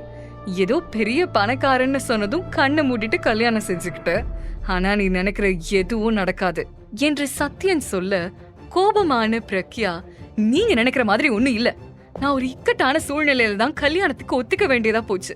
மத்தபடி நீங்க பணக்காரன், உங்களை கல்யாணம் செஞ்சுக்கிட்டா என்னோட வாழ்க்கை ரொம்ப நல்லா இருக்கும் அப்படின்னு எனக்கு எந்த கனவும் இல்ல. இன்ஃபேக்ட் இந்த கல்யாணத்தை எப்படியாவது நிறுத்திடலாம் தான் நினைச்சேன் என்றாள். பிரக்யா சொன்னதை கேட்டு புன்னகைத்த சத்யன், வெரி குட், நான் என்ன எண்ணத்துல இருந்தனோ அதே எண்ணத்துல தான் நீயும் இருந்திருக்க. அப்ப கூடிய சீக்கிரம் இதுக்கு ஒரு முடிவு கட்டிடுறேன். போய் அந்த சோஃபால படு, மீதிய நாளைக்கு பேசிக்கலாம் என்று சொன்னான். சோஃபாவில் படுக்க சென்ற பிரக்யா, இவ்ளோ அழகா இருக்கிற ஒருத்தன் எதுக்காக தன்னோட அடையாளத்தை மறைச்சுக்கிட்டு அசிங்கமான முகத்தோட வீல் சேர்ல நடமாடிட்டு இருக்கான்? இங்க நடக்கிறத பார்த்தா இவங்க அம்மா பாட்டிக்கு கூட எந்த உண்மையும் தெரியாதுன்னு நினைக்கிறேன். நம்ம வாழ்க்கையே பெரிய குழப்பத்துல இருந்தா இங்க அதுக்கு மேல மோசமா இருக்கு. இனிமே என்ன பண்ண போறேன்னு நல்ல யோசி பிரக்யா என்று தனக்குள் சொல்லிக் கொண்டவள் கண்கள் மூட அசதியில் தன்னை மறந்து தூங்கி போனாள்.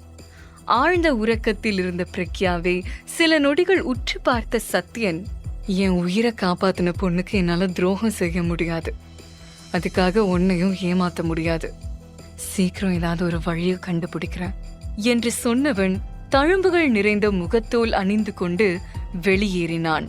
அடுத்த நாள் காலை கதவு தட்டும் சத்தம் கேட்டு கண் விழித்தாள் பிரக்யா. சுற்றும் முற்றும் பார்த்தபோது அந்த அறையில் அவளை தவிர வேற யாரும் இல்லை.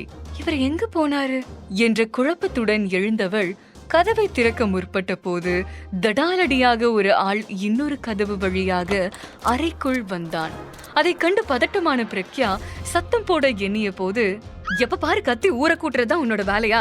நான் தான் சத்யன் வந்திருக்கேன், கொஞ்ச நேரம் வாயை மூடி அமைதியாரு என்று சொன்னான். பிரக்யா அவனையே பார்த்து கொண்டிருக்க வேகமாக அவளை தூக்கியவன் சோஃபாவிலிருந்து அவளை கட்டிலுக்கு கொண்டு வந்து போட்டான். பெட் மீது இருக்கும் அனைத்து பொருட்களையும் கலைத்து போட்டவன் அவனது தலையை கலைத்து விட்டு பெட்டில் அமர்ந்து தன் கால் மீது பெட்ஷீட் போர்த்தி கொண்டான். இதெல்லாம் பார்த்த பிரக்யா, சரியான லூசா இருப்பான் போலியே என்று அமைதியாக இருந்தாள். அப்பொழுதுதான் எழுந்த மாதிரி முகத்தை வைத்து கொண்ட சத்யன், கதவு திறந்துதான் இருக்கு, உள்ள வாங்க என்று குரல் கொடுத்தான். புன்னகையுடன் அறைக்குள் வந்த சத்யனின் அம்மா தேவகி அறையை ஒரு முறை சுற்றி பார்த்தார்.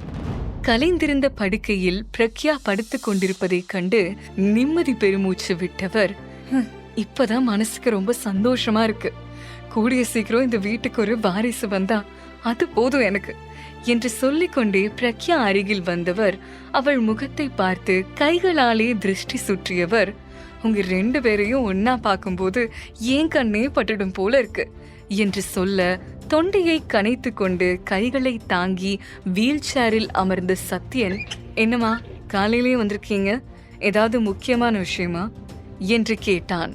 சத்யன் கேட்டதும் தேவகி தன் தலையில் கை வைத்தபடி, ஐயோ வந்த விஷயத்த சொல்லவே மறந்துட்டேன். இன்னைக்கு நீயும் பிரக்யாவும் மறு வீட்டுக்கு போகணும். நான் அவங்க வீட்டுக்கு ஃபோன் பண்ணி இன்ஃபார்ம் பண்ணிடுறேன். நீங்க குளிச்சுட்டு சீக்கிரமா கிளம்பி கீழே வாங்க. நான் டிரைவர் கிட்ட சொல்லி காரை ரெடி பண்றேன் என்று சொல்லிவிட்டு வெளியேறினார்.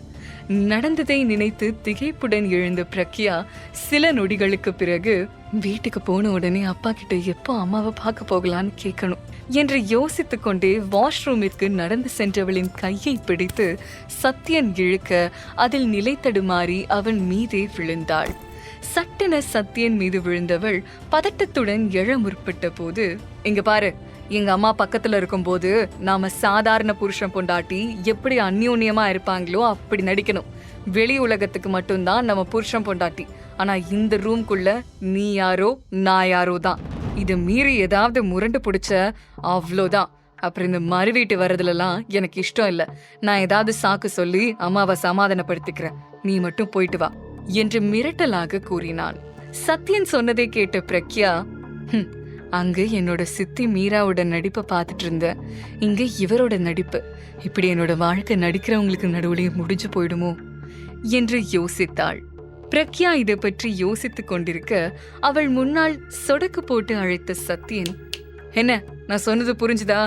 எந்த காரணத்துக்காகவும் நம்ம பெட்ரூம்ல நடக்கிற விஷயம் வெளியே வரக்கூடாது என்று சொல்லிவிட்டு அறையிலிருந்து வெளியேறினான். சத்யன் சென்றதும் அமைதியாக வாஷ்ரூமிற்குள் சென்றாள் பிரக்யா. சத்யன் அறைக்குள் இல்லாததால் குளித்துவிட்டு டவலுடன் பிரக்யா வெளியே வர, சட்டை இல்லாமல் பேண்ட் மட்டும் அணிந்து கொண்டு ட்ரெஸ்ஸிங் டேபிள் முன்னால் நின்று தலை வாரிக் கொண்டிருந்த சத்யனை கண்டு அதிர்ச்சியானவள் வேகமாக தன் டவலை இறுக்கி பிடித்து கொண்டு, நீங்க ரூம்ல என்ன பண்றீங்க என்று கேட்டாள். பிரக்யா சொன்னதை கேட்ட சத்யன் புன்னகையுடன் அவளை நெருங்கி வந்து, இது என்னோட ரூம். ஏன் ரூம்ல என்ன பண்றேன்னு கேட்டா என்ன பதில் சொல்றது? ரூம்ல ஆள் இருக்காங்களா இல்லையான்னு பார்க்காம இப்படி டவல் கட்டிட்டு உள்ள வந்தது என்னோட தப்பா? சரி, வந்துட்ட, இனிமே ஒண்ணும் பண்ண முடியாது. நான் வேணும்னா திரும்பி நிக்கிறேன், நீ புடவையை கட்டிக்கோ என்று கூறினான். சத்யன் சொன்னதை கேட்டு தன் நெற்றியில் அடித்துக் கொண்ட பிரக்யா, என்ன பிரக்யா இது? உள்ள ஆள் இருக்காங்களா இல்லையான்னு கூட கவனிக்கிறது இல்லையா? இப்ப எப்படி அவர் முன்னாடி புடவை கட்டுறது? வாஷ்ரூமுக்கு போயும் புடவை கட்ட முடியாது. அதனால இவர் பேச்சு நம்பி இங்கே இருந்துதான் ட்ரெஸ் மாத்திக்கணும் என்று தன் நிலைமையை நினைத்து நொந்து போனவள் திரும்பி நின்று புடவையை கட்ட ஆரம்பித்தாள். சத்யனும் அவளுக்கு வாக்கு கொடுத்தது போலவே நிமிர்ந்து பார்க்காமல் அமைதியாக நின்றிருந்தான். சில நிமிடங்களுக்கு பிறகு சத்யன் நிமிரவும் பிரக்யா புடவை முந்தானையை எடுத்து போடவும் சரியாக இருந்தது. ட்ரெஸ்ஸிங் டேபிள் கண்ணாடி வழியாக அந்த காட்சியை பார்த்தவனுக்கு ஒரு நொடி முகமெல்லாம் வியர்த்து போனது. பிரக்யா அவ்வளவு அழகாக இருந்தாள். சத்யா, எந்த இடத்துலயும் டிஸ்டர்ப் ஆக கூடாது, ஸ்ட்ராங்கா இரு என்று சொல்லி தன் உணர்வுகளை கட்டுப்படுத்த முயன்றவன் பிரக்யா பக்கம் திரும்பி, நீ உங்க வீட்டுக்கு போயிட்டு வந்துரு என்று கூறினான். அழகாக புடவை கட்டி ஹாலுக்கு வந்த பிரக்யாவை புன்னகையுடன் வரவேற்ற தேவகி, இந்த புடவையில ரொம்ப அழகா இருக்குமா, ஏன் கண்ணே பட்டுடும் போல இருக்கு. உன் முக மாதிரியே உன்னோட மனசும் அழகுதான் பிரக்யா. இல்லனா என்னோட பையனை கல்யாணம் பண்ணிக்க சம்மதிச்சிருப்பியா? நாங்க எவ்வளோ பொண்ணுங்களை சத்யனுக்கு பார்த்தோம் தெரியுமா? ஆனா நீ மட்டும்தான் அவன் எப்படி இருந்தாலும் பரவாயில்லன்னு முழு மனசோட கல்யாணம் பண்ணிருக்க. என் பையனுக்கு ஒரு புது வாழ்க்கையை அமைச்சு கொடுத்த உனக்கு எவ்வளோ நன்றி சொன்னாலும் போதாது என்று சொல்ல, அவர் சொன்னதன் அர்த்தம் புரியாமல் பிரக்யா குழப்பத்துடன் தேவகியை பார்க்க, தப்பா நினைச்சுக்காதம்மா, என் பையன் சத்யன் ஒரு காலத்துல ரொம்ப அழகா இளவரசன் மாதிரி இருப்பான். ஆனா கொஞ்ச வருஷத்துக்கு முன்னாடி நடந்த ஒரு பிரச்சனையிலதான் அவனுக்கு இப்படி ஆகிடுச்சு. உடம்புல பிரச்சனை இருந்தாலும் மனசுல எப்பவும் ரொம்ப நல்லவம்மா என்று கூறினார். தேவகி சொன்னதை கேட்டதும் பிரக்யா மனதில் 1000 கேள்விகள் எழுந்தன. நிஜத்துல சத்யனுக்கு எந்த பிரச்சனையும் இல்லைன்னு அவங்க அம்மாவுக்கு கூட தெரியாதுன்னு நாம நினைச்சது உண்மைதான் போல. நான் எதுக்காக இவர் குடும்பத்தை ஆளுங்க கிட்டே நடிக்கணும் என்று யோசித்தாள். அப்போது, இந்த வீட்டுல உனக்கு தெரியாத ரகசியம் நிறைய இருக்கு, அது தெரிஞ்சுக்காம இருக்கிறது தான் உனக்கு நல்லது என இரவு சத்யன் சொன்னது நினைவுக்கு வர தேவகியின் அப்பாவி முகத்தை பார்த்தவள், எதுக்காக நன்றின்னு பெரிய வார்த்தையெல்லாம் பேசுறீங்க என்றாள். பிரக்யாவின் கனிவான பேச்சை கேட்டு மகிழ்ச்சி அடைந்த தேவகி, சரி சரி, டிரைவர் வெயிட் பண்ணிட்டு இருக்கான், சீக்கிரமா சாப்பிட்டு உங்க வீட்டுக்கு போயிட்டு வந்துடு. சத்யனுக்கு ஏதோ உடம்பு சரியில்லையா, அவனால வர முடியலன்னு சொல்லிட்டான் என்று கூறினார். சில மணி நேரத்திற்கு பிறகு பிரக்யா மட்டும் தனியாக ரகுராம் வீட்டிற்கு வந்தடைந்தாள். சத்யனுடன் வருவாள் என்று வரவேற்க பலத்த ஏற்பாடு செய்திருந்த ரகுராம் பிரக்யா மட்டும் தனியாக வருவதைக் கண்டு ஏமாற்றத்துடன் அவளை பார்த்தார். அப்போது அங்கு வந்த மீரா வன்மமான புன்னகையுடன், என்னாச்சு பிரக்யா, நீ மட்டும் தனியா வந்திருக்க? முதல் நாளே மாமியார் வீட்டுல இருந்து உன்னை துரத்தி விட்டுட்டாங்களா? அவருக்கும் உனக்கும் சண்டையா என்று கேலி செய்தாள். உனக்கு அது தேவையில்லாத விஷயம், அவரை பத்தி நீ எதுக்கு பேசுற என்று பிரக்யா எரிச்சலுடன் சொல்ல, என்ன பிரக்யா, புருஷனுக்கும் அந்த வீட்டுக்கும் இவ்ளோ சப்போர்ட் பண்ணி பேசுற? நேத்து நைட் உன்னை ரொம்ப நல்லா கவனிச்சுக்கிட்டாரா என்ன? பரவாயில்லையே, கல்யாணமே வேணான்னு சொல்லிட்டு இருந்த, இப்போ ஒரே ராத்திரியில புருஷனுக்காக உருகுற. கால் சரியில்லைனாலும் மாமா அந்த விஷயத்துல ரொம்ப ஸ்ட்ராங்கா இருந்தாரோ என்று மீரா அவளை மேலும் சீண்டும் விதமாக பேசினாள். மீரா வரம்பு மீறி பேசுவதை கண்ட பிரக்யா அவளின் கன்னத்தில் ஓங்கி அறைந்து, ரொம்ப கேவலமா பேசாத மீரா, இதுக்கு மேல ஒரு வார்த்தை பேசின பல்ல தட்டி கையில கொடுத்துருவேன் என்று அதட்டினாள். பிரக்யா அடித்ததில் கோபமான மீரா, நான் இப்ப என்ன தப்பா சொல்லிட்டேன்னு என் மேல கைய வைக்கிற? கல்யாணமே வேணான்னு சொல்லிட்டு இப்ப மூஞ்சி கேவலமா இருந்தாலும் சந்தோஷமா முதல் ராத்திரி கொண்டாடிட்டு வந்திருக்க, பெரிய ஒழுக்கமானவ மாதிரி என்ன அடிக்கிறியா என்று கூறினாள். மீரா பேசுவதை கேட்டு முகம் சுழித்த பிரக்யா, நான் ஒண்ணு பணத்துக்காகவோ உடம்புக்காகவோ கல்யாணம் பண்ணல, எனக்கு எங்க அம்மாவை பார்க்கணும், அதுக்குதான் இந்த கல்யாணத்துக்கு சம்மதிச்சேன். அவங்க எனக்கு கிடைச்சதுமே டிவோர்ஸ் பண்ணிட்டு என் வழிய பார்த்துட்டு போயிடுவேன் என்று கூறினாள். டிவோர்ஸ் என்ற வார்த்தையை கேட்டதும் திகைத்து போன ரகுராம், என்ன பேசுற பிரக்யா, எவ்ளோ கஷ்டப்பட்டு பெரிய இடத்து சம்பந்தம் முடிச்சிருக்கேன், என்னோட காரியம் எதையும் முடிக்காம டிவோர்ஸ் பண்ணிடுவேன்னு அசால்ட்டா சொல்ற என்று கோபத்துடன் கூறினார். பிரக்யா உடனே அவரை அதிர்ச்சியுடன் பார்த்து, காரியமா? அன்னைக்கு கல்யாண மண்டபத்துல என்ன சொன்னீங்க? சத்தியனை கல்யாணம் செஞ்சா எங்க அம்மாவை காட்டுறேன்னு சொல்லிட்டு இப்ப வந்து முடிக்க வேண்டிய காரியம் நிறைய இருக்குன்னு சொல்றீங்க என்று சீறினாள். இங்க பாரு பிரக்யா, இப்பவும் நான் அதான் சொல்றேன், எனக்கு சத்தியனால சில கான்டாக்ட் கிடைக்க வேண்டியிருக்கு. அது நல்லபடியா கிடைக்கிற வரைக்கும் அவனோட அட்ஜஸ்ட் பண்ணி வாழ்ந்துதான் ஆகணும். அவனை எப்படியாவது சந்தோஷப்படுத்தி எனக்கு சீக்கிரம் அந்த கான்ட்ராக்ட் கிடைக்க வைக்கிற வழிய பாரு. அது வரைக்கும் உங்க அம்மா என்னோட பொறுப்புல தான் இருப்பா என்று திட்டவட்டமாக கூறினார். திருமணம் முடிந்த பிறகு ரகுராம் மாற்றி பேசுவதை கேட்டு திகைத்து போன பிரக்யா, ச்சே, உங்களெல்லாம் என்னோட அப்பான்னு சொல்லவே அசிங்கமா இருக்கு. பெத்த பொண்ணு ஏதோ கான்டாக்ட் கிடைக்கணும்னு சொல்லி எவனோ ஒருத்தனுக்கு கட்டி வச்சது மட்டும் இல்லாம இப்போ அவனோட சந்தோஷமா இரு, அப்பதான் நான் நினைச்சது நடக்கும்னு சொல்றீங்க, வெக்கமா இல்ல என்று கோபத்துடன் கர்ச்சித்தாள். அப்போது அங்கு வந்த சுதா, மர வீட்டுக்கு வந்த பொண்ணு கிட்ட என்ன பேசிட்டு இருக்கீங்க? அவ அம்மா உங்க பொறுப்புல இருக்கும் போது எதுக்கு நீங்க கவலைப்படணும்? அதெல்லாம் படிச்ச பொண்ணு பக்குவமா நடந்துப்பா. என்ன பிரக்யா, நான் சொல்றது சரிதானே என கேட்டு வன்மமான புன்னகையுடன் பிரக்யா பக்கம் திரும்பினார். சுதாவின் மறைமுகமான மிரட்டலை புரிந்து கொண்ட பிரக்யா, இவங்களை நம்பி கழுத்து நீட்டின, என்னதான் இவங்க மோசமானவங்கன்னு தெரிஞ்சும் நம்பினது என்னோட தப்புதான், கூடிய சீக்கிரம் எப்படியாவது எங்க அம்மாவை கண்டுபிடிக்கணும் என்று தனக்குள் நினைத்து கொண்டாள். பிரக்யா அமைதியாக இருப்பதை கண்ட சுதா உடனே, சரி சரி, இப்படியே எவ்வளவு நேரம் பேசிட்டு இருப்பீங்க, சமைக்க வேண்டாமா, வாங்க கடைக்கு போய் தேவையானதெல்லாம் வாங்கிட்டு வந்துடலாம் என்று சொன்னவர் மீரா பக்கம் திரும்பி ரகசியமான குரலில், அவகிட்ட சண்டை போடாம நல்ல விதமா நடந்துக்கோ, இவ இப்ப பொன்முட்டை போடுற வாத்து, ஒரு அடியா அறுக்க நினைக்காத என்று எச்சரித்து சென்றார். பிரக்யா தன்னை அடித்ததில் கோபமாக இருந்த மீராவிற்கு சுதா சொன்ன எதுவும் காதில் விழவில்லை. கோபத்துடன் தன் கன்னத்தை தேய்த்து கொண்டு, அன்னைக்கே இவ கதையை முடிக்கணும்னு நினைச்சோம், மிஸ் ஆயிடுச்சு, ஆனா இன்னைக்கு கிடைச்ச சந்தர்ப்பத்தை விடக்கூடாது, என்ன அடிச்சதுக்கு இவ்வளவு கதற விடல, என்னோட பேர் மீரா இல்ல என முணுமுணுத்துக் கொண்டே தன் போனை எடுத்துக்கொண்டு வெளியேறினாள். அனைவரும் சென்ற பிறகு தன் அறைக்குள் வந்த பிரக்யா தன் அம்மாவுடன் இருக்கும் சிறு வயது போட்டோவை கையில் எடுத்து கலங்கிய கண்களுடன், அம்மா, உங்களை காப்பாத்த நான் எவ்வளவு கஷ்டத்தை வேணும்னாலும் அனுபவிப்பேன், ஆனா உயிரே போனாலும் உங்களை இந்த மோசமானவங்க கையில விட மாட்டோமா, உடைய சீக்கிரம் உங்களை தேடி வருவேன் என்று தனக்குள் சொல்லிக் கொண்டாள். அப்போது யாரோ அறைக்குள் நுழைவதை உணர்ந்தாள் பிரக்யா. சட்டென கண்களை திறந்து பார்த்த போது சிரித்துக் கொண்டே உள்ளே வந்த ராகவ், என்ன தனியா பேசிட்டு இருக்க பிரக்யா, நேத்து தான் உனக்கு கல்யாணம் ஆச்சுன்னு சொன்னாங்க, உன்னோட புருஷனை கூட்டிட்டு வரலையா என்று கேட்டான். ராகவ் குரலை கேட்டு திகைத்து போன பிரக்யா, பொறுக்கி நீயா? உனக்கு எங்க வீட்ல என்னடா வேலை? மரியாதை அங்கிருந்து வெளியே போயிடு, இல்லனா சத்தம் போட்டு ஊரை கூட்டி அசிங்கப்படுத்திடுவேன் என்று மிரட்டினாள். ராகவ் சுதாவின் உறவுக்காரன். எப்போதும் போதையுடன் சுற்றுபவனை கண்டாலே பிரக்யா எரிச்சல் அடைவாள். இப்போது அவன் பிரக்யா அறையில் இருப்பதால் கோபமானவள், உன்னை யார் வீட்டுக்குள்ள அலோ பண்ணது என்று கேட்டாள். பிரக்யாவின் கோபத்தை கண்டு அலட்சியமாக சிரித்தவன், உனக்கு கல்யாணம் ஆன விஷயத்த பத்தி கேள்விப்பட்டேன், அதான் வாழ்த்து சொல்லலான்னு வந்தேன்.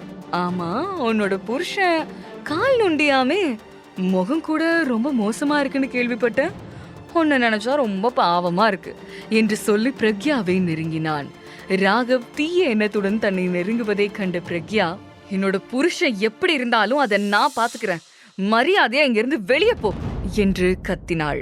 வீட்டில் யாரும் இல்லை என்ற தைரியத்தில் இருந்த ராகவ், என்ன பிரக்யா, ஊனமான புருஷனை வச்சுக்கிட்டு கஷ்டப்படுறியே, நாம கொஞ்சம் ஹெல்ப் பண்ணலான்னு நினைச்சா ரொம்ப ஓவரா பண்ற, அவன் உன்னை சரியா திருப்திப்படுத்தலன்னு கவலைப்படாத, எனக்கு கொஞ்சம் கவனிச்சுக்கிட்டா போதும், நான் உன்னை அடிக்கடி வந்து சந்தோஷப்படுத்திட்டு போறேன் என்று சொல்லிக்கொண்டே பிரக்யாவின் சேலை முந்தானையை பிடித்து இழுத்தான். கோபத்துடன் அவனை ஓங்கி அறைந்தவள், என் புருஷன் யாருன்னு தெரியுமா? அவருக்கு மட்டும் விஷயம் தெரிஞ்சா உன்னை துண்டு துண்டா வெட்டி போட்டுருவாரு, இப்பவே அவருக்கு கால் பண்ற என்று சொன்னவள் வேகமாக தன் போனை எடுக்க, ஐயோ நமக்கு சத்யனோட போன் நம்பர் கூட தெரியாதே, இப்ப எப்படி இங்கிருந்து தப்பிச்சு போறது என்று யோசித்தாள். பிரக்யா அடித்ததில் கோபமான ராகவ், என் மேலேயே கைய வச்சுட்டுல, உன்னை சும்மா விட மாட்டேன், அவன் வீல் சேரை தள்ளிட்டு வரதுக்குள்ள உன்னை என்ன பண்றேன்னு பாரு என்று சொல்லிக்கொண்டே பிரக்யாவை நெருங்கி வந்தான். பயந்து போன பிரக்யா அவனிடமிருந்து தப்பிக்க வழி தெரியாமல் பின்னால் நகர சுவரில் மோதி நின்றாள். தப்பிக்க வழி தெரியாமல் தடுமாறி போன பிரக்யா கண்களை மூடி கடவுளை வேண்டிக் கொள்ள சட்டென கதவை திறந்து வீல் சேருடன் பிரக்யாவின் அறைக்குள் நுழைந்தான் சத்யன். கோபத்துடன் ராகவை முறைத்த சத்யன், என் பொண்டாட்டியத்தோட உனக்கு எவ்வளோ தைரியம் இருக்கணும் என்று கர்ஜித்தான். சக்கர நாற்காலியில் அமர்ந்திருக்கும் சத்யன் தன்னை என்ன செய்ய முடியும் என்பது போல ராகவ் அவனை ஏளனமாக பார்த்தான். ஆனால் சத்யனின் கண்ணில் கோபத்தினால் உண்டான நெருப்பை பிரக்யாவால் பார்க்க முடிந்தது. தனக்காக ஒருவன் கோபப்படுவதை பார்க்கும் போது அவள் மிகவும் நன்றாக உணர்ந்தாள். ராகவ் அலட்சியமாக புன்னகைத்துக் கொண்டிருக்க கண்ணிமைக்கும் நேரத்தில் யாரும் எதிர்பார்க்காத ஒன்று நிகழ்ந்தது. சட்டென வீல் சேரில் இருந்து எழுந்த சத்யன் ராகவின் முகத்தை ஓங்கி குத்த அவன் முற்றிலும் சுயநினைவை இழந்து தரையில் விழுந்தான். நொடியில் நடந்த நிகழ்வு என்பதால் பிரக்யாவிற்கு ஒன்றுமே புரியவில்லை. பிரக்யா திகைப்புடன் நிற்பதை கண்ட சத்யன், இந்த விஷயம் யாருக்கும் வெளியே தெரியக்கூடாது என்று சொன்னான். சத்யனின் குரல் கேட்டு சுயநினைவுக்கு திரும்பிய பிரக்யா, ராகவ் ஏதாவது சொல்லிட்டா என்று கேட்டாள். சொல்றதுக்கு அவன் உயிரோட இருந்தாதானே என்று சொன்ன சத்யன் வெளியில் நின்றிருந்த அவனுடைய PA கார்த்திக்கை அழைக்க பணிவுடன் உள்ளே வந்தான். கார்த்திக், இப்படி ஒருத்தன் இருந்த அடையாளமே தெரியக்கூடாது என்று சொன்னவன் பிரக்யா பக்கம் திரும்பி, உனக்கும் புரிஞ்சிருக்கும் நினைக்கிறேன் என்று சொல்லிவிட்டு தன் வீல் சேரை திருப்பினான். பிரக்யாவிற்கு என்ன நடந்தது என்று புரியவே சில நொடிகள் ஆனது. தனக்காக இன்று வரை யாரும் இப்படி செய்ததில்லை என்று உணர்ந்தவளுக்கு அவளையும் மீறி சத்யன் மீது மரியாதை வந்தது. தேங்க்ஸ், நீங்க மட்டும் இப்ப வரலன்னா என்ன நடந்திருக்கும்னு என்னால நினைச்சு கூட பார்க்க முடியல என்று கண்கள் கலங்கியபடி சத்யனை பார்த்தாள். நீ சத்யா இண்டஸ்ட்ரீஸ் மருமக, நீ என்னோட பொண்டாட்டியா இருக்கிற வரைக்கும் உன்னோட பாதுகாப்புக்கு நான் பொறுப்பு. என்ன மீறி யாரும் உன்னை தொட முடியாது, அது உங்க வீடா இருந்தாலும் என்று கோபத்துடன் சொன்னான் சத்யன். சத்யன் செய்த உதவியை நினைத்து மிகவும் மகிழ்ச்சி அடைந்தாள் பிரக்யா. சத்யன் தன்னை விருப்பமில்லாமல் திருமணம் செய்து கொண்டாலும் மனைவிக்கு ஏதோ பிரச்சனை என்றதும் யோசிக்காமல் வந்து நின்றது பிரக்யாவிற்கு சந்தோஷமாக இருந்தது. கீழே தான் நினைத்தது போல ராகவ் பிரக்யாவை நாசம் செய்திருப்பான் என்று ஆர்வமாக இருந்த மீராவுக்கு சத்யனுடன் பிரக்யா கீழே வருவதை கண்டதும் இதயம் படபடக்க பயத்தில் வியர்வை வழிந்து சட்டென மறைந்து கொண்டாள். பிரக்யா முகத்தில் எந்தவித பதட்டமும் இல்லாததை கண்டவள் அவர்கள் கடந்து சென்றதும் வேகமாக பிரக்யா அறைக்குள் சென்றாள். ஆனால் அங்கே ராகவ் வந்ததற்கான அறிகுறியே இல்லை. இந்த ராகவ் எங்க போனா? அவனுக்கு தேவையான பணத்தை கொடுத்து காரியத்தை முடின்னு அனுப்பினா குடிச்சிட்டு எங்க போய் விழுந்து கிடக்குறானோ என்று மீரா சலித்து கொண்டாள். வீடு திரும்பிய சுதா சத்யனும் பிரக்யாவும் இருப்பதைக் கண்டு, வாங்க மாப்பிள்ள, இப்பதான் வந்தீங்களா? பிரக்யா, மாப்பிளைக்கு ஏதாவது சாப்பிட கொடுத்தியாமா? நீங்க எங்க வீட்டுக்கு வந்தது நாங்க செஞ்ச புண்ணியம் மாப்பிள்ள என்று குழைந்து பேசினார். சுதா மேற்கொண்டு எதுவும் பேசுவதற்குள் பிரக்யா, உங்க நாடகத்தை கொஞ்சம் நிறுத்துறீங்களா? இப்படி நடிச்சுதான் எங்க அப்பாவை மயக்கி வச்சிருக்கீங்க என்று கூறினாள். பிரக்யா சொன்னதை கேட்ட சுதா தன் கோபத்தை மறைத்து கொண்டு, பிரக்யா எப்பவும் இப்படித்தான் ஜாலியா பேசுவா என்று சிரித்து கொண்டே பேச்சை மாற்றியவர், சின்ன வயசுல இருந்தே பிரக்யா இப்படித்தான், என் பொண்ணுக்கும் இவளுக்கும் எந்த வித்தியாசமும் காட்ட மாட்டேன், 2 பேரையும் ஒரே மாதிரி தான் நடத்துவேன், அதனாலேயே என்கிட்ட அவளுக்கு குறும்பு ஜாஸ்தி என்று கூறினார். சுதா சத்யனின் முன்னால் தன்னை நல்லவளாக காட்டிக்கொள்வதை பார்க்கும்போது பிரக்யாவிற்கு எரிச்சலாக இருந்தது. சத்யன் நிதானமாக சுதாவை பார்த்து, நீங்க எப்பவாவது சினிமாவில் நடிக்கணும்னு நினைச்சிருக்கீங்களா என்று கேட்க, சத்யன் கேட்ட கேள்விக்கான அர்த்தத்தை புரிந்து கொள்ளாத சுதா, என்ன தம்பி சொல்றீங்க, நான் எதுக்கு போய் சினிமாவில் நடிக்கணும் என்று வெட்கப்பட்டார். சத்யன் உடனே, இல்ல, நீங்க சினிமால ட்ரை பண்ணிருந்தா இந்நேரம் பெரிய நடிகையா இருப்பீங்க, உங்க குடும்பத்துக்குள்ள உங்க திறமைய வீணாக்கிட்டீங்க என்றான். அவன் சொன்னதை கேட்ட சுதாவின் முகம் சுருங்கியது. இருந்தும் சத்யனின் முன்னால் அதை காட்டிக்கொள்ள விரும்பாதவர், போங்க தம்பி, நீங்க ரொம்ப ஜாலியா பேசுறீங்க என்று சொல்லி சமாளித்தார். அப்போது சிரித்த முகத்துடன் உள்ளே வந்தார் ரகுராம். வாங்க மாப்பிள்ள, எப்ப வந்தீங்க என்று கேட்க, கொஞ்ச நேரத்துக்கு முன்னாடி என் பொண்டாட்டிக்கிட்ட உங்க வீட்லயே ஒருத்தன் தப்பா நடந்துக்க ட்ரை பண்ணும்போது வந்த மாமா என்று கோபமாக கூறினான். சத்யன் சொன்னதை கேட்டு அதிர்ச்சியான சுதா உடனே மீரா பக்கம் திரும்பி கண் ஜாடையாக கேட்க, மீரா அவருக்கு பதில் சொல்ல முடியாமல் தலையை தாழ்த்தி கொண்டாள். இந்த பொண்ணுகிட்ட படிச்சு சொல்லிட்டு போனேன், கொஞ்ச நாளைக்கு அவளோட வழிக்கு போகாதேன்னு, என்னோட பேச்சையும் மீறி இந்த காரியத்தை செஞ்சிருக்கா என்று உள்ளுக்குள் புலம்பினார் சுதா. நடந்த எதையும் அறியாத ரகுராம், என்ன சொல்றீங்க தம்பி, நம்ம பிரக்யா கிட்ட வீடு புகுந்து தப்பா நடந்துக்க பார்த்தானா? யார் அதுன்னு சொல்லுங்க, இப்பவே அவனை கண்டம் துண்டமா வெட்டி போட்டுறேன் என்று சொல்ல, அந்த காரியத்தை நானே செய்ய சொல்லிட்டேன், ஆனா இதுக்கு பின்னாடி யார் இருக்காங்கன்னு எனக்கு தெரிஞ்சாகணும். உங்களுக்கு 24 மணி நேரம் டைம் தரேன், இதுக்கு காரணமான ஆளை கண்டுபிடிச்சு என் முன்னாடி வந்து நிறுத்தணும், இல்லைன்னா அவனுக்கு ஏற்பட்ட கதிதான் உங்களுக்கும் என்று சத்யன் மிரட்டலாக கூறினான். தனக்காக தன் அப்பாவையே சத்யன் மிரட்டுவதை கண்ட பிரக்யாவிற்கு ஆச்சரியமாக இருந்தது. எனக்காக இதுவரை யாருமே இப்படி பேசினதில்ல, இவரோட இந்த உதவியை காலத்துக்கும் மறக்க மாட்டேன் என்று சந்தோஷம் அடைந்தாள். அப்போது போலாம் என்று குரல் கொடுத்தான் சத்யன். அவனின் குரல் கேட்டு சட்டென சுய நினைவுக்கு திரும்பிய பிரக்யா வீல் சேரை பிடித்து தள்ளினாள். கதவு அருகே சென்றவன் பின்னே திரும்பி, மாமா, சரியா நாளைக்கு 12 மணிக்குள்ள எனக்கு தகவல் வரணும், இல்லனா நடக்கிறதே வேற. இதுவரைக்கும் பிரக்யா இந்த வீட்டுல எப்படி இருந்தான்னு எனக்கு தெரியாது, ஆனா அவன் நேத்துல இருந்து என்னோட பொண்டாட்டி, அவ மேல ஒரு கீறல் விழுந்தா கூட யாரையும் உயிரோட என்று சொன்ன சத்யா கண்ணால் அங்கு நின்ற அனைவரையும் கலங்கடித்தான். சிறிது நேரத்தில் மூவரும் காரில் ஏறி அங்கிருந்து புறப்பட்டனர். ரகுராமும் சுதாவும் பயத்தில் ஒருவரை ஒருவர் பார்த்து கொண்டனர். பிறகு ரகுராம், உள்ள வந்தது யார் சுதா? எவ்ளோ தைரியம் இருந்தா நம்ம வீட்டுக்குள்ளே வந்திருப்பான் என்று கோபத்துடன் கேட்டார். தெரியலங்க, சீக்கிரம் விசாரிச்சு அது யாருன்னு சொல்லிடுறேன் என்று சொல்லிக்கொண்டே சுதா மீராவை முறைத்து பார்த்தார். ஆனால் இதை பற்றி எதுவும் கவலைப்படாத மீரா தன் வேலை இன்னும் முழுமையடையாமல் போனதை நினைத்து வருத்தப்பட்டாள். மறுபுறம் காரில் சத்யன் அருகில் அமர்ந்திருந்த பிரக்யா நடந்ததை பற்றியே யோசித்துக் கொண்டிருந்தாள். தனக்கு ஆதரவாக சத்யன் பேசியதை அவளால் நம்ப முடியவில்லை. கடவுள் இப்படி ஒரு புருஷனை எனக்கு கொடுத்துட்டான்னு நேற்று ரொம்ப வருத்தப்பட்டேன். ஆனா இன்னைக்கு இவர மாதிரி ஒருத்தர் எனக்கு கிடைச்சதுக்கு நான் என்ன கைமாறு செய்ய போறேன்? கடவுளே, இவர் எனக்கு கொடுத்ததுக்கு ரொம்ப தேங்க்ஸ் என்று யோசித்துக் கொண்டிருக்க, வண்டியை நிறுத்து கார்த்திக், நாங்க கொஞ்சம் தனியா பேசணும் என்று கூறினான் சத்யன். சத்யன் சொன்னதை கேட்ட கார்த்திக் மறுவார்த்தை பேசாமல் அமைதியாக காரை விட்டு இறங்கி சென்றான். சத்யன் ஏன் கார்த்திக்கை வெளியே அனுப்பினான் என்று பிரக்யாவிற்கு புரியவில்லை. குழப்பத்துடன் அவள் சத்தியனை பார்க்க அவன் தன் முகத்தில் இருந்த தழும்பு தோலை நீக்கிவிட்டு அழகான இளைஞனாக மாறினான். இவர் ஏன் திடீர்னு காரை நிறுத்திட்டாரு? என்கிட்ட ஏதாவது முக்கியமான விஷயம் சொல்ல போறாரா என்ற யோசனையில் இருக்க அவள் முன் சொடக்கு போட்ட சத்தியன், உன்கிட்ட நேத்தே சொல்லிட்டேன், இந்த கல்யாணத்துல எனக்கு விருப்பம் இல்லைன்னு. எங்க அம்மா பாட்டிக்காக மட்டும்தான் உன் கழுத்துல தாலி கட்டினேன். மத்தபடி என்னால உன்னோட சந்தோஷமா குடும்பம் நடத்த முடியாது. நீ சொன்னதை வச்சு பார்க்கும்போது உனக்கும் இந்த கல்யாணத்துல விருப்பம் இல்லைன்னு தான் தெரியுது. நம்ம 2 பேரும் ஏதோ ஒரு கட்டாயத்தால மட்டும்தான் ஒன்னா ஒரே வீட்டுல வாழ்ந்துட்டு இருக்கோம். ஆனா இதுக்கு கூடிய சீக்கிரம் ஒரு முடிவு கட்டணும் என்றான். நீங்க என்ன சொல்ல நினைக்கிறீங்கன்னு எனக்கு ஒன்னும் புரியல என்று பிரக்யா கூறினாள். இதுல புரியாததுக்கு ஒன்னும் இல்ல. விருப்பம் இல்லாம கல்யாணம் பண்ண நம்ம 2 பேரும் ரொம்ப நாள் ஒன்னா வாழ முடியாது. எனக்கு ஒரு 3 மாசம் டைம் கொடு. எங்க அம்மாவையும் பாட்டியையும் சமாதானப்படுத்திட்டு உனக்கு டிவோர்ஸ் கொடுத்துடுறேன். ஆனா அது வரைக்கும் அவங்களுக்கு ஒரு நல்ல மருமகளா நீ நடந்துக்கணும். இந்த டீல் ஓகேனா நானும் சீக்கிரம் டிவோர்ஸ் ஏற்பாடு பண்றேன் என்றான்.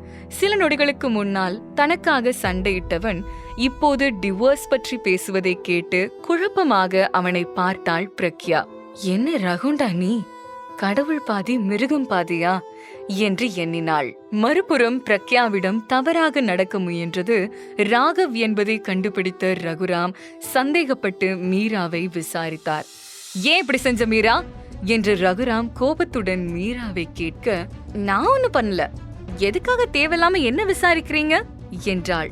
பொய் சொல்லாத, இப்படி ஒரு கேவலமான வேலையை நீ தான் செஞ்சிருக்கணும். நீ எவ்வளவு பெரிய தப்பு செஞ்சிருக்கன்னு தெரியுமா? அந்த குடும்பத்தோட நமக்கு ஏதாவது பிரச்சனை வந்தா நம்ம கதை முடிஞ்சிரும் என்று ரகுராம் சொல்லி முடிப்பதற்குள் மீரா கோபத்துடன், அதான் நான் ஒண்ணும் பண்ணலன்னு சொல்றேன்ல, அப்புறம் ஏன் என்னையே நோண்டி நோண்டி கேள்வி கேக்குறீங்க? பிரக்யாவுக்கு என்ன ஆச்சுன்னு சத்யன் சொல்ற வரைக்கும் எனக்கு தெரியாது.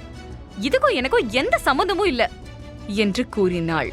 மீரா சொன்னதை கேட்ட சுதா பிரச்சனையை சமாளிக்க, என் பொண்ணு நிச்சயமா அப்பாவியாத்தான் இருப்பா, ஏன் அவளையே திரும்ப திரும்ப கேள்வி கேட்டு டார்ச்சர் பண்றீங்க என்று பரிந்து பேசினார். மீரா ரகுராமை பார்த்து, பிரக்யா மேல அந்த ராகவுக்கு ஏற்கனவே ஒரு கண் இருந்துச்சுன்னு நாம எல்லாருக்குமே தெரியும். அவளுக்கு கல்யாணம் ஆனதை பத்தி கேள்விப்பட்டு கூட அவன் வந்திருக்கலாம்ல. அது மட்டும் இல்லாம அந்த சத்தியனை பார்த்தா இவ்ளோ பயப்படுறீங்க.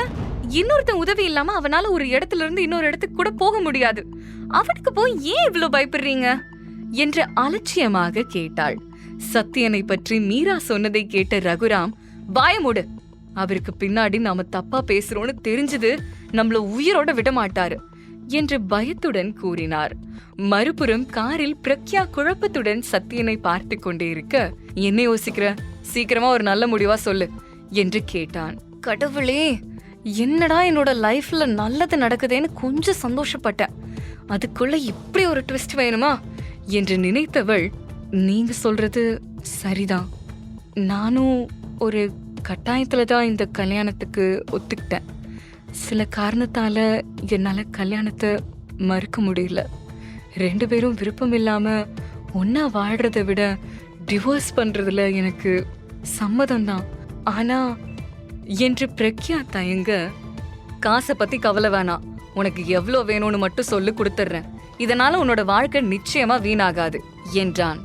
சத்யன் இதை சொல்லவும் கோபமான பிரக்யா, சாச்சா, எனக்கு அதெல்லாம் ஒண்ணு தேவையில்ல, எனக்கு ஒரு ஹெல்ப் மட்டும் பண்ணுங்க, நான் டெய்லி என்னோட வேலைக்கு போகணும், அதுக்கு எந்த தடையும் வரக்கூடாது என்று கூறினாள்.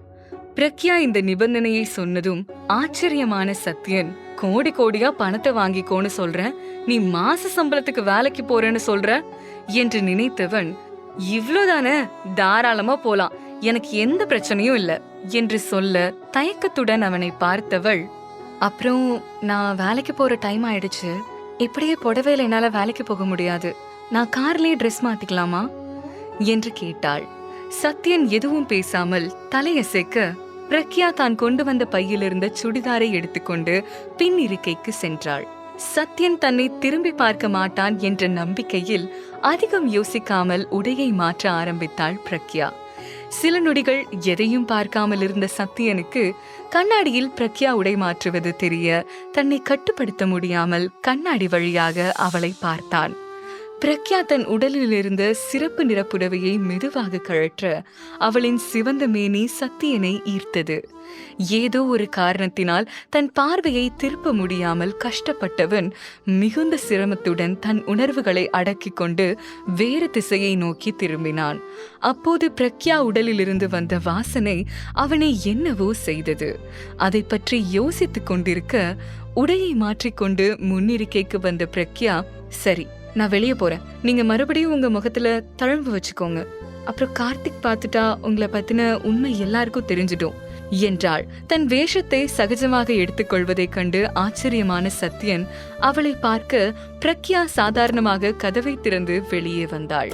பிரக்யா உடையை மாற்றிக்கொண்டு வருவதைக் கண்டு திகைத்து போன கார்த்திக், எங்க போறீங்க மேடம் என்று கேட்டான். வேலைக்கு என்று அலட்சியமாக பிரக்யா சொல்ல, வேலைக்கு போறீங்களா? எதுக்கு மேடம்? நீங்க எதுக்கு வேலைக்கெல்லாம் போகணும் என்று கவலையுடன் கேட்டான்.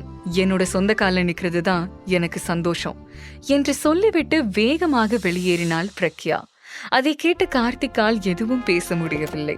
அமைதியாக காரில் ஏறியவன், போலாமா சார் என்று கேட்டான். அதுவரை பிரக்யாவின் நினைவில் தொலைந்திருந்த சத்யன் கார்த்திக்கின் குரல் கேட்டு சுய நினைவுக்கு திரும்பி, போலாம் என்றான். கார் சில அடி தூரம் போனதும் சத்யனின் போனுக்கு ஒரு அழைப்பு வந்தது. சத்யன் போனை எடுத்ததும் மறுமுனையில் இருந்த ஒரு பெண், ஹலோ பேபி என்றாள். அந்த குரலை கேட்டதும் சத்யனின் முகம் சந்தோஷமாக மாறியது. சொல்லு என்று கூறினான். சாரி, நீங்க ஏதாவது வேலையில பிஸியா இருக்கீங்களா? நான் வேணும்னா அப்புறமா கால் பண்றேன் என்றாள் அந்த பெண். அதெல்லாம் ஒண்ணும் இல்ல, எதுக்காக கால் பண்ணேன்னு சொல்லு என்றான். உங்களை பார்க்கணும் போல இருக்கு, நாம எங்கேயாவது வெளியே போகலாமா என்று அந்த பெண் கேட்க, இல்ல இன்னைக்கு கொஞ்சம் கஷ்டம், எனக்கு வேலை இருக்கு என்றான் சத்யன். கஷ்டமா? எனக்கு காலையில இருந்து உங்களை பார்க்கணும் போல இருக்கு, 1 மணி நேரம் எனக்காக டைம் ஸ்பெண்ட் பண்ணுங்களேன் ப்ளீஸ் என்று அந்த பெண் கெஞ்சலாக கேட்டாள். அந்த பெண்ணின் கெஞ்சலான வார்த்தையை கேட்டதும் மறுக்க முடியாத சத்யன், சரி நாம எப்பவும் மீட் பண்ற இடத்துக்கு வந்துடு என்று சொல்லிவிட்டு அழைப்பை துண்டித்தான். காரை ஓட்டிக் கொண்டிருந்த கார்த்திக் சத்யன் பேசுவதை அமைதியாக கேட்டுக் கொண்டிருந்தான். அவன் தயக்கத்துடன் கண்ணாடி வழியாக சத்யனை பார்த்து, உங்களுக்கு ஆட்சேபனை இல்லைன்னா நான் ஒன்னு சொல்லட்டுமா சார் என்று சத்யன் அனுமதி கொடுக்க, சார் நீங்க பிரக்யா மேடம் கூட வாழ்ந்தாதான் உங்க வாழ்க்கை நல்லா இருக்கும்னு தோணுது, இவங்க வேணாம் என்று கார்த்திக் முழுமையாக முடிக்கும் முன்பே, கார்த்திக் என்று அதட்டினான் சத்யன். இல்ல சார், நான் முழுசா சொல்லிடுறேன், பிரக்யா மேடம் ரொம்ப நல்லவங்க, இந்த குடும்பத்துக்கு ஏத்த மருமகளா தெரியுறாங்க, ஆனா அந்த மேடம் ஏதோ சரியில்லைன்னு தோணுது என்று சொல்ல சத்யன் அமைதியாக இருந்தான். அதை கண்ட கார்த்திக், உங்க குடும்பத்துக்கு பிரக்யா மேடம் தான் பொருத்தமா இருப்பாங்க சார் என்றான். அதை கேட்டு கோபமான சத்யன், அமைதியா காரை ஓட்டு கார்த்திக் என்று அதட்டினான். சத்யன் மேற்கொண்டு எதையும் கேட்க விரும்பவில்லை என்பதை புரிந்து கொண்ட கார்த்திக் எதுவும் பேசாமல் காரை ஓட்ட ஆரம்பித்தான். கார் பிரபலமான மால் அருகில் வந்து நிற்க சத்யன் கதவை திறந்து கீழே இறங்கினான். அவன் முகத்தில் மாஸ்க் எதுவும் இல்லை. மிகவும் ஹேண்ட்ஸமாக நடந்து வர ஒரு பெண் அவனை நோக்கி ஓடி வந்து அவனை கட்டிப்பிடித்து, ஹாய் பேபி, உங்களுக்காக நான் எவ்வளவு நேரம் வெயிட் பண்ணிட்டு இருக்கேன் தெரியுமா என்றாள். அந்த பெண் வேற யாரும் இல்லை, மீராதான். சத்யன் அன்றிலிருந்து இப்போது வரை மீராதான் தன்னை காப்பாற்றி இருந்தாள் என்று எண்ணிக்கொண்டிருந்தான். உங்களுக்கு எவ்வளவு மிஸ் பண்ண தெரியுமா என்று மீரா அவனை நெருக்கமாக அணைத்துக் கொள்ள அவள் குரல் கேட்டு தன் நினைவிலிருந்து வெளியே வந்தான் சத்யன். மீராவின் கையை விலக்கி விட்டவன் முகத்தில் போலி சிரிப்புடன், இப்ப நம்ம எங்க போறோம் என்று கேட்டான். நாம முதல்ல காஃபி ஷாப் போறோம், அப்புறம் ஷாப்பிங் என்று சொல்லிக்கொண்டே சத்யனின் கையை இறுக்கமாக பிடித்து நடந்து வந்தாள். மறுபுறம் வேலையை முடித்துவிட்டு ஆட்டோவுக்காக காத்து கொண்டிருந்தாள் பிரக்யா. தனியாக ரோட்டில் நின்று கொண்டிருந்தவள் மனதில் கடந்த 2 நாட்கள் நடந்த விஷயங்களே ஓடிக்கொண்டிருந்தது. எனக்கு நடந்த மாதிரி யாருக்கும் நடக்க கூடாது. ஒரு பக்கம் சொந்த அப்பாவே பணத்துக்காக பெத்த பொண்ணு பிளாக்மெயில் செஞ்சு ஒருத்தனை கல்யாணம் செஞ்சு வைக்கிறாரு. இன்னொரு பக்கம் புருஷன் ரூம்குள்ள ஒரு மாதிரியும் வெளி உலகத்துல ஒரு மாதிரியும் ரெட்ட வேஷம் போட்டுட்டு இருக்காரு. ஒரு சமயம் எனக்காக அப்பாவே கேள்வி கேட்கிறாரு, இன்னொரு சமயம் 3 மாசத்துல பிரிஞ்சிடலான்னு சொல்றாரு. என்னோட வாழ்க்கையை தேர்ந்தெடுக்கிற உரிமை கூட இல்லாம ஆளாளுக்கு என்னோட வாழ்க்கையில விளையாடிட்டு இருக்காங்க. இதுக்கு கூடிய சீக்கிரம் ஒரு முடிவு கட்டணும் என்று நினைத்து கொண்டிருக்க, அப்போது திடீரென, என்ன ஆச்சு? ஒரே நாள்ல உன் மாமியார் வீட்டுல இருந்து உன்னை துரத்தி விட்டுட்டாங்களா இப்படி ரோட்ல தனியா நின்னுட்டு இருக்க என்று ஏளனமான குரல் கேட்டது. குரல் கேட்டதும் அது மீரா என்று உணர்ந்த பிரக்யா கோபத்துடன் அவளை முறைத்து பார்த்தாள். மீரா சொன்னதை கேட்ட பிரக்யாவிற்கு எரிச்சலாக இருக்க அவளை ஓங்கி அறைய வேண்டும் போல இருந்தது. ஆனாலும் பொது இடத்தில் அநாகரிகமாக நடந்து கொள்ள வேண்டாம் என்று நினைத்து ஒதுங்கி நின்றாள். மீரா மீண்டும் அவளிடம், என்ன பிரக்யா, ஆசையா பேச வந்தா ஒதுங்கி போற? உன்கிட்ட ஒரு முக்கியமான விஷயம் சொல்லணும்னு தானே உன்னை வழியில பார்த்ததும் ஓடி வந்தேன். என்ன அவாய்ட் பண்ணலாமா என்று சினுங்களுடன் கூறினாள். மீராவின் நடிப்பு திறமையை கண்ட பிரக்யா அவளை மேலும் கீழுமாக பார்த்து, உனக்கு இப்ப என்ன வேணும் என்று கேட்டாள். ஒன்னும் இல்ல, நீ எல்லாம் கூட பெரிய இடத்துல கல்யாணம் பண்ணிக்கிட்டு சந்தோஷமா வாழ்றேன்னு ஆரம்பத்துல எனக்கு கொஞ்சம் கடுப்பா தான் இருந்துச்சு. ஆனா நீயே பொறாமப்படுற அளவுக்கு எனக்கு ஒரு வாழ்க்கை கிடைச்சிருக்கு. அதுவும் நல்ல ஹேண்ட்ஸமா செம்ம ஸ்டைலா ஒருத்தர் என்ன தேடி வந்திருக்காரு. அவர் உனக்கு காட்டலாம்னு ஆசையா வந்தா ரொம்ப பண்ற என்றாள். மீராவின் வார்த்தையை கேட்ட பிரக்யா அலட்சியமாக அவளை பார்க்க, அந்த நேரம் போனில் பேசிக்கொண்டு வந்த சத்யனை தன்னருகே இழுத்து கொண்ட மீரா, இவர்தான் நான் லவ் பண்றவரு, பெரிய பிசினஸ் மேன், ஃபாரின்ல 4-5 கம்பெனி வச்சிருக்காரு. இப்பதான் சமீபத்துல இங்க பிசினஸ் செய்ய இந்தியா வந்திருக்காரு. என்னை பார்த்ததும் அவருக்கு ரொம்ப பிடிச்சு போச்சு. கூடிய சீக்கிரம் நாங்க 2 பேரும் கல்யாணம் செஞ்சுக்க போறோம் என்று கூறினாள். மீராவுடன் சத்யனை பார்த்த பிரக்யாவிற்கு ஒரு கணம் உலகமே நின்று போனதை போல இருந்தது. சத்யனும் பிரக்யாவை பார்த்த அதிர்ச்சியில் திகைத்து நின்றான். இருவரும் ஒருவரை ஒருவர் பார்த்தபடி அதிர்ச்சியில் நிற்க, சஞ்சீவ், இது என்னோட அக்கா பிரக்யா. 2 நாளைக்கு முன்னாடிதான் சத்யன் இண்டஸ்ட்ரீஸ் MD கல்யாணம் பண்ணிக்கிட்டா. ரொம்ப பெரிய குடும்பம் என்று சொல்லி பிரக்யாவை சத்யனுக்கு அறிமுகப்படுத்தினாள் மீரா. மீராவின் குரல் கேட்டு சுய நினைவுக்கு திரும்பிய பிரக்யா சத்யனின் முகத்தை உற்று பார்க்க, அவளின் பார்வையை புறக்கணிக்கும் விதமாக சத்யன் மேலும் கீழுமாக பார்த்து கொண்டிருந்தான். என்ன இவ சஞ்சீவ்னு சொல்றா? சத்யன் எதுக்கு சஞ்சீவ்னு நடிக்கிறாரு? இவர் ஏன் உண்மையான முகத்தோட வெளியே வந்திருக்காரு, அதுவும் மீராவோட என்று நினைத்தவள், இப்ப கண்டுபிடிக்கிற இவங்க கதைய என்று அருகில் வந்தாள். சத்யன் தடுமாறுவதை கவனித்த பிரக்யா அவன் முன் கையை நீட்டி, ஹாய், நான் மீராவோட அக்கா. உங்களை மீட் பண்ணதுல ரொம்ப சந்தோஷம். ஆனா உங்களை எங்கேயோ பார்த்த மாதிரி இருக்கே. ஒருவேளை நீங்க என்னோட கல்யாணத்துக்கு வந்திருக்கீங்களோ என்று அவன் முகத்தை பார்த்தபடி கேட்டாள். பிரக்யாவின் கேள்விக்கு பதில் சொல்ல முடியாமல் சத்யன் திணற, மீரா உடனே சத்யனை நெருக்கமாக அணைத்துக் கொண்டு, சான்ஸே இல்ல, அவரு 2 நாளைக்கு முன்னாடி தான் இந்தியா வந்தாரு. அவரு நிச்சயமா இதுக்கு முன்னாடி நீ பார்த்திருக்கவே முடியாது என்று கூறினாள். மீராவின் பதிலை கேட்ட பிரக்யாவிற்கு கோபம் வந்தது. அவளுக்குள் பல கேள்விகள் இருந்தன. அதற்கான பதில்களையும் அறிய விரும்பினாள். அவள் ஏதோ கேட்க வரும்போதே சஞ்சீவ் மீராவிடம், எனக்கு முக்கியமான வேலை இருக்கு, சீக்கிரம் கிளம்பலாம் என்று சொன்னவன் மீராவின் கையை பிடித்து வேகமாக அங்கிருந்து அழைத்துச் சென்றான். மீராவுடன் சத்யன் ஜோடியாக செல்வதை கண்ட பிரக்யாவிற்கு அவளையும் மீறி பொறாமை உணர்வு ஏற்பட கண்கள் கலங்கி கண்ணீர் வழிந்தது. வேகமாக தன் கண்ணீரை துடைத்துக் கொண்டவள், இது நிச்சயம் சத்யன்தான். இவ மேல ஆசைப்பட்டிருந்தா என்ன எதுக்காக கல்யாணம் செய்யணும்? முகமூடி போட்டு என்ன கல்யாணம் செஞ்சு முகமூடி இல்லாம மீராவோட சுத்திக்கிட்டு இருக்காரு. எனக்காக சப்போர்ட் பண்ணி பேசினாரேன்னு நல்லவர்னு தப்பா நினைச்சிட்டேன். எனக்கு யாரும் தேவையில்லை. அம்மா கிடைச்சதும் இவங்க யாரு கண்ணிலையும் படாம ஏதாவது ஒரு ஊருக்கு போய் செட்டில் ஆயிடணும் என்று தனக்குள் நினைத்து கொண்டு ஆழ்ந்த பெருமூச்சு விட்டு ஆட்டோவுக்காக காத்திருக்க ஆரம்பித்தாள். அப்போது அந்த வழியாக வந்த கார் பிரக்யா முன் சடன் பிரேக் போட்டு நின்றது.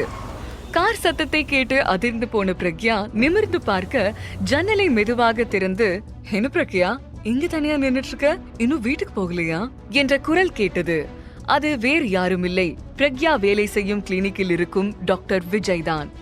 பிரக்யா இந்த கிளினிக்கில் வேலைக்கு சேர்ந்ததிலிருந்து விஜய் அவளை ஒருதலையாக காதலித்து வந்தான்.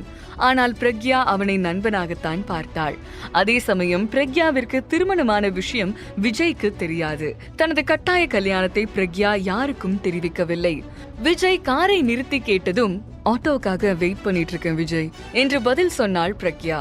ரொம்ப நேரமா வெயிட் பண்ணிட்டு இருக்கியே, நான் வேணும்னா வீட்ல டிராப் பண்ணட்டுமா? பிரக்யாவிற்கு முதலில் அவனுடன் செல்ல விருப்பமில்லை. ஆனால் நேரமாகிக் கொண்டே இருப்பதால் விஜயுடன் செல்ல சரி சொன்னாள். பிரக்யா தன்னுடன் வர சம்மதித்ததை கண்ட விஜய் மிகவும் மகிழ்ச்சி அடைந்தான். பிரக்யா தன் பேக்கை எடுத்துக்கொண்டு விஜய் காரில் ஏற கிளம்பினாள். இதற்கு நடுவில் சத்யா மிகுந்த மன உளைச்சலில் ஒரு காஃபி ஷாப்பில் மீராவுடன் இருந்தான்.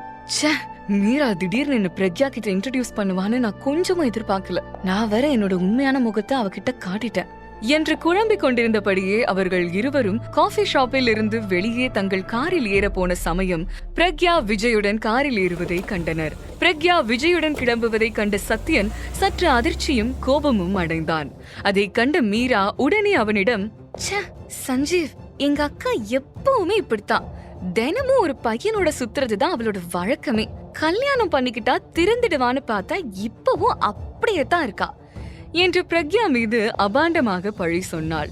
மீரா சொன்னதை கேட்டு கடுப்பான சத்யன், எனக்கு ஒரு முக்கியமான வேலை இருக்கு, இப்பவே கிளம்பணும் என்றான். திடீரென சத்யன் இப்படி சொன்னதும் மீரா குழப்பத்துடன் அவனை பார்த்து, ஆனா சஞ்சீவ், நாம ஷாப்பிங் போகணும்னு தானே பிளான் பண்ணோம் என்று கேட்க உடனே சத்யன் தன் பாக்கெட்டில் இருந்த கார்டை எடுத்து நீட்டி, இந்த கார்டு யூஸ் பண்ணி எவ்வளவு ஷாப்பிங் பண்ணுமோ பண்ணிக்கோ என்று சொன்னவன் மீராவின் பதிலை கூட கேட்காமல் அங்கிருந்து வேகமாக தன் காரை எடுத்துக்கொண்டு கிளம்பினான். வேகமாக தன் காரை எடுத்த சத்யன் பிரக்யா ஏறிய காரை பின்தொடர ஆரம்பித்தான். சிறிது தூரம் சென்றதும் சத்யன் தன் காரை வேகமாக ஓட்டி விஜயின் கார் முன்னால் நிறுத்தி மறைத்தான். என்ன நடக்கிறது என்று புரியாமல் கோபப்பட்ட விஜய், யார் இந்த பைத்தியக்காரன், திடீர்னு வழியில வந்து வண்டியை நிறுத்துறான் என்று கேட்க பிரக்யா எந்த உணர்வும் இல்லாமல், இது மீராவோட லவ்வர் என்றாள். விஜய்க்கு எதுவும் புரியும் முன் தன் காரிலிருந்து வேகமாக இறங்கிய சத்யன் பிரக்யா பக்கம் இருந்த கதவை திறந்து, முதல்ல கார்ல இருந்து இறங்கி என்னோட வா என்றான்.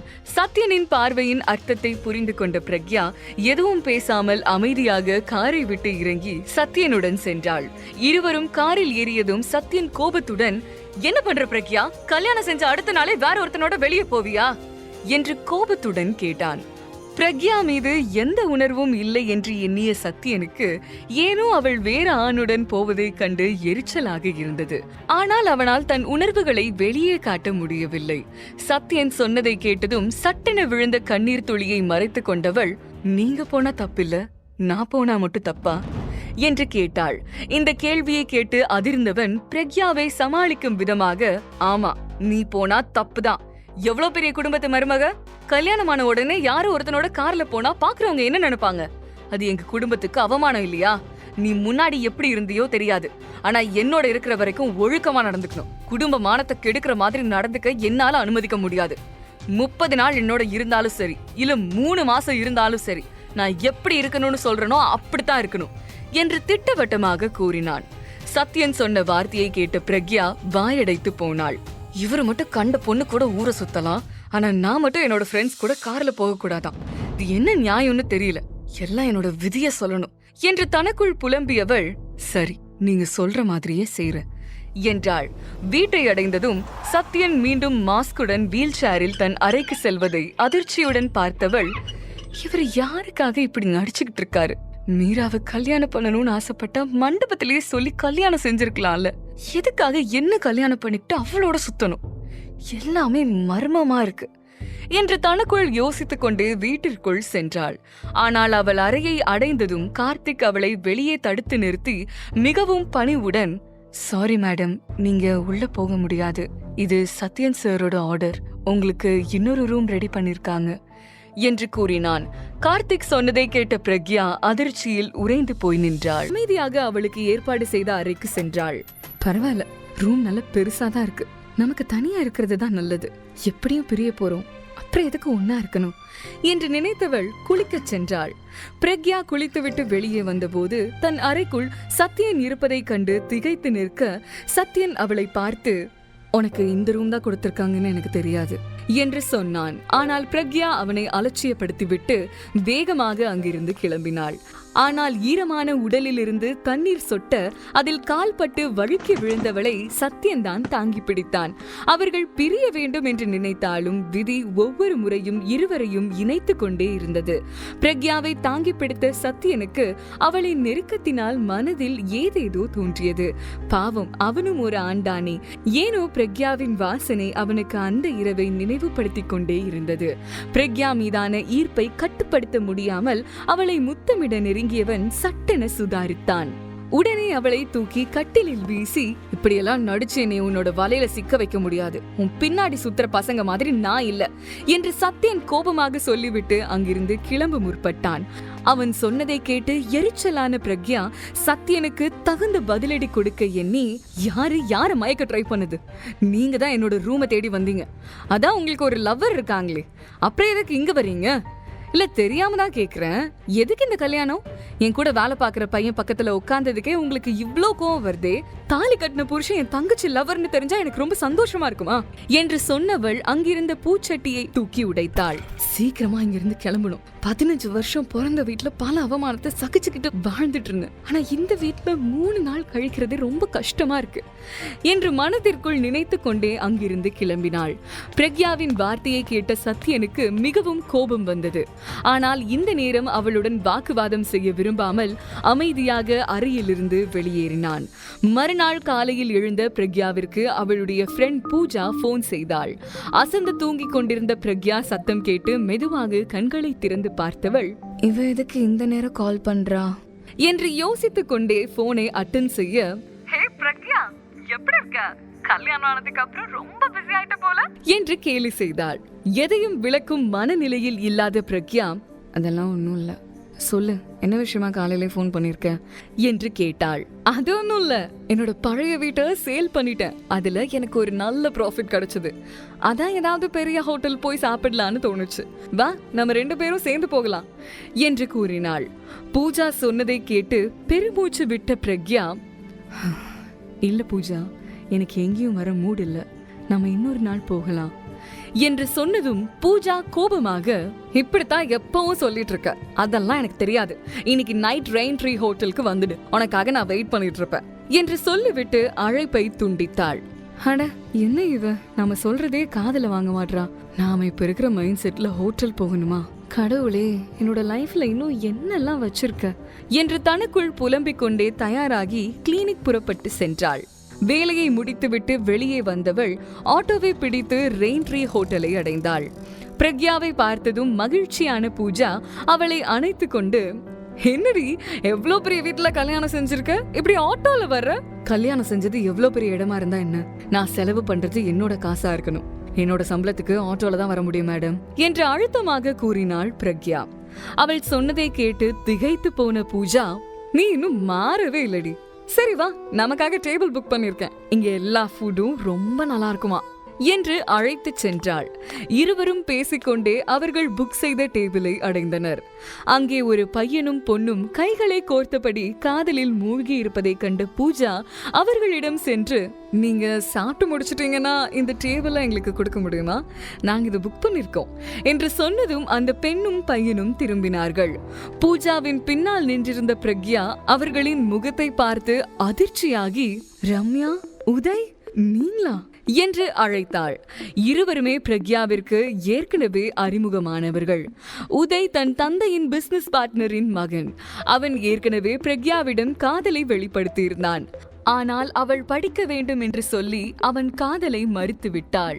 அதன் பிறகு தன் சித்தி சுதாவின் சகோதரி மகள் ரம்யாவும் உதயும் காதலிக்க ஆரம்பித்தனர். பிரக்யா உதயின் காதலுக்கு மறுப்பு சொன்னதால் அடிக்கடி ரம்யாவிடம் நெருக்கமாக நடந்து கொண்டு அவளை வெறுப்பேற்ற நினைப்பான்.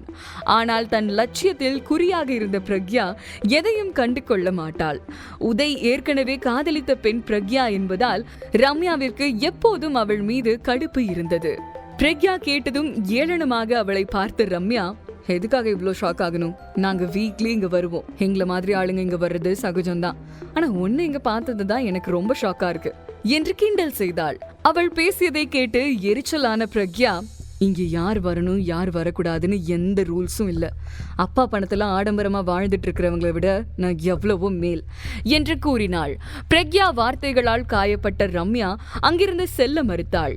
பிரக்யா வேறொருவனை திருமணம் செய்து கொண்டதில் கோபத்தில் இருந்த உதயும் அவளுடன் வாக்குவாதத்தில் ஈடுபட தொடங்கினான். அதை பார்த்த மேனேஜர் ராஜேஷ் உடனடியாக அவர்களிடம் வந்து, என்ன நடந்துச்சு மேடம் என்று பூஜாவிடம் கேட்டான். பூஜா மேனேஜரிடம் கதையை அப்படியே மாற்றி சொன்னாள். சார், இவங்க சாப்பிட்டுட்டு இருந்த எங்களை எந்திரிக்க சொல்லி டிஸ்டர்ப் பண்றாங்க, அவங்க டைம் ஆகிருச்சுதான், ஆனாலும் ஒரு டீசன்சி வேணும் இல்லையா, அவள் சொன்னதை முழுவதுமாக கேட்ட மேனேஜர் உதய் பக்கம் திரும்பி, சார், நீங்க எங்களோட ரெகுலர் கஸ்டமர், ஆனா இவங்க இந்த டேபிள ரிசர்வ் பண்ணிருக்காங்க, அவங்களுக்கு நம்ம கொடுக்க தான் வேணும் என்று கூறினார். மேனேஜர் சொன்னதை கேட்டு கோபமான உதய், அப்போ என்ன இங்கிருந்து போக சொல்றியா? இதுதான் உன்னோட ரெகுலர் கஸ்டமருக்கு கொடுக்கிற மரியாதையா? நான் உங்க பாஸ் கிட்ட கம்ப்ளைண்ட் பண்றேன் என்று சொன்னான். அதை கேட்டு பயந்து போன மேனேஜர், இவர்களின் சண்டை மற்ற கஸ்டமருக்கு இடைஞ்சலாக இருக்கும் என்பதால் செக்யூரிட்டிஸை அழைத்து இவங்க 2 பேரையும் வெளியே அனுப்பு என்று பிரக்யா மற்றும் பூஜாவை பார்த்து சொன்னார். நாங்க ஏன் வெளியே போகணும் என்று பிரக்யா முரண்டு பிடித்த போதும் அதை கண்டு கொள்ளாத செக்யூரிட்டி அவளின் கையை பிடித்து இழுக்க, இங்க என்ன நடக்குது என்று கம்பீரமான குரல் கேட்டது. அங்கே சத்யன் நின்றிருந்தான். கூடவே மீராவும் இருந்தாள். செக்யூரிட்டி சத்யனை பார்த்தவுடன் சல்யூட் அடித்தனர். அவர்கள் செய்வதை பார்க்கும்போது இந்த ஹோட்டல் சத்யனுடையதாக இருக்கலாம் என்று பிரக்யாவிற்கு தெரிய வந்தது. சத்யன் நேற்றிரவு நடந்து கொண்ட விதமும் அவனுடன் மீராவை பார்த்தபோது இருந்த கோபமும் அப்படியே இருந்தாலும் சத்யனை பார்த்ததும் அவளையும் மீறி ஒரு நிம்மதி உணர்வு ஏற்பட்டது. வேகமாக டேபிள் அருகில் வந்த சத்யன் மேனேஜரை விசாரிக்காமல் அங்கு இருந்த ஒரு வெயிட்டரை அழைத்து கேட்டான். அவர் முழு கதையையும் பயந்து சொல்ல விஷயத்தை புரிந்து கொண்ட சத்யன் மேனேஜரை வேலையை விட்டு போக சொல்லி உத்தரவிட அவனுடன் வந்த மீரா, சஞ்சீவ், இதுல மேனேஜரோட தப்பு என்ன இருக்கு? ரெகுலர் கஸ்டமரா வரவங்களுக்கு தானே பிரெஃபரன்ஸ் எப்பவும் என்று சொல்ல மீரா வார்த்தையை அலட்சியப்படுத்திய சத்யன் தன்னிடம் பேசிய வெயிட்டரை அழைத்து, இன்னையில இருந்து நீதான் இங்க மேனேஜர். இந்த இடத்துல ரெகுலர் கஸ்டமரோ இன்னைக்கு வந்த கஸ்டமரோ எல்லாரும் ஒண்ணுதான். இனிமே யாராவது கஸ்டமர் கிட்ட தப்பா நடந்துக்கிட்டா அவங்கள வெளியே அனுப்பு என்றான். அதை கேட்ட வெயிட்டர் மிகுந்த மகிழ்ச்சி அடைந்தார். தனது உத்தரவை சொல்லிவிட்டு சத்யன் அங்கிருந்து கிளம்ப மீரா பிரக்யாவை முறைத்து பார்த்தபடி அவனை பின்தொடர்ந்து சென்றாள். பிரக்யா மீது மிகுந்த ஆத்திரமடைந்தான் உதய். வேறு வழி இல்லாமல் ரம்யாவை அழைத்து கொண்டு வேறொரு டேபிளுக்கு நகர்ந்து சென்றான். அதன் பிறகு பூஜாவும் பிரக்யாவும் அவர்கள் புக் செய்த டேபிளில் அமர்ந்து சாப்பிட ஆரம்பித்தனர். சாப்பிட்டு முடித்ததும் பிரக்யா கை கழுவ வாஷ்ரூமிற்கு சென்ற போது அங்கே மறைந்திருந்த உதய் பிரக்யாவின் கையை வலுக்கட்டாயமாக பிடித்து இழுத்து, என்னடி, நான் லவ் சொல்லும் போது என்ன வேணான்னு சொல்லிட்டு இப்ப பணக்காரன் கிடைச்சதும் அவனை கல்யாணம் பண்ணிக்கிட்டியா என்று கேட்க கோபமாக அவனின் கையை உதற முயன்ற பிரக்யா, மரியாதையா பேசு உதய், நான் யார கல்யாணம் செஞ்சா உனக்கு என்ன? உனக்குதான் ரம்யா இருக்கால, அவளோட சந்தோஷமா கல்யாணம் பண்ணி வாழ்ற வழிய பாரு என்றாள். எனக்கு எப்படி வாழணும்னு நீ புத்தி சொல்லாத, இப்போ உனக்கு என்ன செய்யறேன் பாரு என்று சொல்லிக்கொண்டே அவளை நெருங்கினான். மரியாதையா விடு என்ன என்று சொல்லிக்கொண்டு பிரக்யா அவனிடமிருந்து விலக முற்பட்ட போது அவன் முகத்தில் பலமான குத்து விழுந்தது. அதில் உதய் சுருண்டு விழ அவனுடைய 2 பற்கள் உடைந்து வாயிலிருந்து ரத்தம் வழிந்தது. அடித்தது யாரென அவன் கோபத்துடன் நிமிர்ந்து பார்க்க அவனுடைய தலைக்கு அருகில் சத்யன் நின்றிருந்தான். சத்யன் அவனை மீண்டும் அடிக்க போன போது பிரக்யா அவனை தடுத்து நிறுத்த கிடைத்த வாய்ப்பை பயன்படுத்தி உதய் அங்கிருந்து தப்பி ஓடினான். இப்போது சத்யனும் பிரக்யாவும் நேருக்கு நேராக நின்றிருக்க, இவர் எப்படி கரெக்டா வந்து என்ன காப்பாத்துறாரு? இப்ப தேங்க்ஸ் சொன்னா ஏதோ துரை ரொம்ப நல்லவர் போல நினைச்சுப்பாரு என்று யோசித்துக் கொண்டிருந்தாள். அப்போது அங்கு வந்த மீரா கோபத்துடன் பிரக்யாவை பார்த்து, உனக்கு கொஞ்சம் கூட வெக்கமா இல்லையா பிரக்யா? தங்கச்சி லவ்வர் கூட தனியா என்ன செஞ்சிட்டு இருக்க? உன் புருஷன் சரியில்லைன்னு இன்னொருத்தனை மடக்க பாக்குறியா என்று கத்தினாள். மீரா சொன்ன வார்த்தையை கேட்டு கோபமான பிரக்யா, மரியாதையா பேசு மீரா, இங்க என்ன நடந்துச்சுன்னு தெரியாம வாய்க்கு வந்த மாதிரி பேசாத என்று கூறினாள். வாய் மூடு, உன்னை பத்தி எனக்கு தெரியாது. உன் மனசுல நீதான் பெரிய அழகின்னு நினைப்பு. எல்லாரும் உன் பின்னாடியே சுத்துறதா நினைச்சிட்டு இருக்கியா? ஏதோ பாவமேனு சஞ்சீவ் உனக்காக சப்போர்ட் பண்ணி பேசினாரு, அதுக்காக அவருக்கு பக்கத்துல வந்து நிப்பியா? இது உன்னோட புருஷனுக்கு சொன்னா என்ன ஆகும் தெரியுமா என்று எரிச்சலுடன் கர்ஜித்தாள் மீரா. அவளின் ஆணவமான பேச்சு பிரக்யாவின் ஈகோவை எழுப்ப, என் புருஷன் கிட்ட தானே சொல்ல போற, அப்ப இதையும் சேர்த்து சொல்லு என்று மீராவை தள்ளிவிட்டு சத்யனை அழுத்தமாக முத்தமிட்டாள். அதை கண்ட அதிர்ச்சியில் மீராவின் கண்கள் விரிந்தன. சத்யன், பிரக்யா ஒரு நிமிடம் அனைத்தையும் மறந்து முத்தத்தில் மூழ்கி இருந்தனர். சஞ்சீவ் ஏன் பிரக்யாவை தள்ளிவிடவில்லை என்று அதிர்ந்து போனாள் மீரா. சஞ்சீவ், என்ன நடக்குதுங்க? அவளை தள்ளி விடுங்க என்று சஞ்சீவை இழுத்து ஹோட்டலை விட்டு வெளியே வந்தாள். பிரக்யாவின் செயலை கண்டு பூஜாவும் அதிர்ச்சியானாள். வேகமாக பிரக்யாவிடம் சென்று, என்ன பண்ற பிரக்யா? நீ மீராவோட லவ்வரை கிஸ் பண்ணிருக்க கூடாது, அவ உன்னை போட்டோ எடுத்திருந்தா என்ன ஆகுறது? இதனால உனக்கும் உன் புருஷனுக்கும் பிரச்சனை வந்துராதா என்று கண்டித்தாள். பூஜா சொன்னதை கேட்டு நிதானத்திற்கு வந்தவள், அதெல்லாம் விடு, இன்னைக்கு எனக்கு நேரமே சரியில்லை, எல்லாம் தப்பா நடக்குது, நாம இன்னொரு நாள் ட்ரீட் வச்சுப்போம், இன்னைக்கு எனக்கு சாப்பிட மைண்டே இல்ல என்று சொல்லிவிட்டு ஹோட்டலில் இருந்து வெளியேறினாள். பிரக்யா வெளியே நடந்து வந்து கொண்டிருந்த போது அவள் முன் ஒரு கார் வந்து நின்றது. காரின் கண்ணாடியை திறந்த ரகுராம், உள்ளே ஏறு என்று சொல்ல தன் அம்மாவை பற்றி பேச அழைப்பதாக நினைத்த பிரக்யா உற்சாகத்துடன் காரில் ஏறினாள். பிரக்யா காரில் ஏறியதும் சில நொடிகள் அமைதியாக இருந்த ரகுராம் தயக்கத்துடன், உன்கிட்ட தப்பா நடந்தவனா அனுப்புனது யாருன்னு கண்டுபிடிக்க சொல்லி எனக்கு 24 மணி நேரம் டைம் கொடுத்திருக்காரு, இல்லைன்னா அந்த ராகவ்க்கு ஏற்பட்ட கதிதான் எனக்கும்னு சொன்னாரு, ஆனா என்னால அது யாருன்னு கண்டுபிடிக்க முடியல, தயவு செஞ்சு எனக்காக அவர்கிட்ட பேசி இந்த பிரச்சனையில இருந்து என்னை காப்பாத்து என்று கெஞ்சலாக கேட்டார். அவர் பேசியதை கேட்டு கோபமான பிரக்யா, எங்க அம்மாவை காட்ட போறீங்கன்னு நினைச்சா உங்களை காப்பாத்த சொல்லி கெஞ்சுறீங்க, ஏன் உங்களுக்கு இதை யாரு செஞ்சதுன்னு தெரியாதா? அது யாருன்னு உண்மையை சொல்லி உங்களை காப்பாத்திக்க வேண்டியது தானே. உங்க பொண்ணுன்னு நினைக்கும் போது ரத்தம் துடிக்குதுல்ல, இப்படிப்பட்ட உங்களுக்கு நான் ஏன் ஹெல்ப் பண்ணணும்? என்னால எதுவும் செய்ய முடியாது, நீங்க செஞ்ச பாவத்துக்கு இந்த பிரச்சனையை நீங்களே சமாளிங்க என்று சொல்லி வேகமாக காரில் இருந்து இறங்கினாள். அடுத்த எபிசோடை பாக்கெட் எஃப்எம் தமிழ் யூடியூப் சேனலில் கண்டு மகிழுங்கள். மேலும் அனைத்து எபிசோடுகளையும் தெரிந்து கொள்ள பாக்கெட் எஃப்எம் ஆப்பை டவுன்லோட் செய்து மேகமோ அவள் தொடரை கேட்டு மகிழுங்கள். லிங்க் டிஸ்கிரிப்ஷனில் கொடுக்கப்பட்டுள்ளது.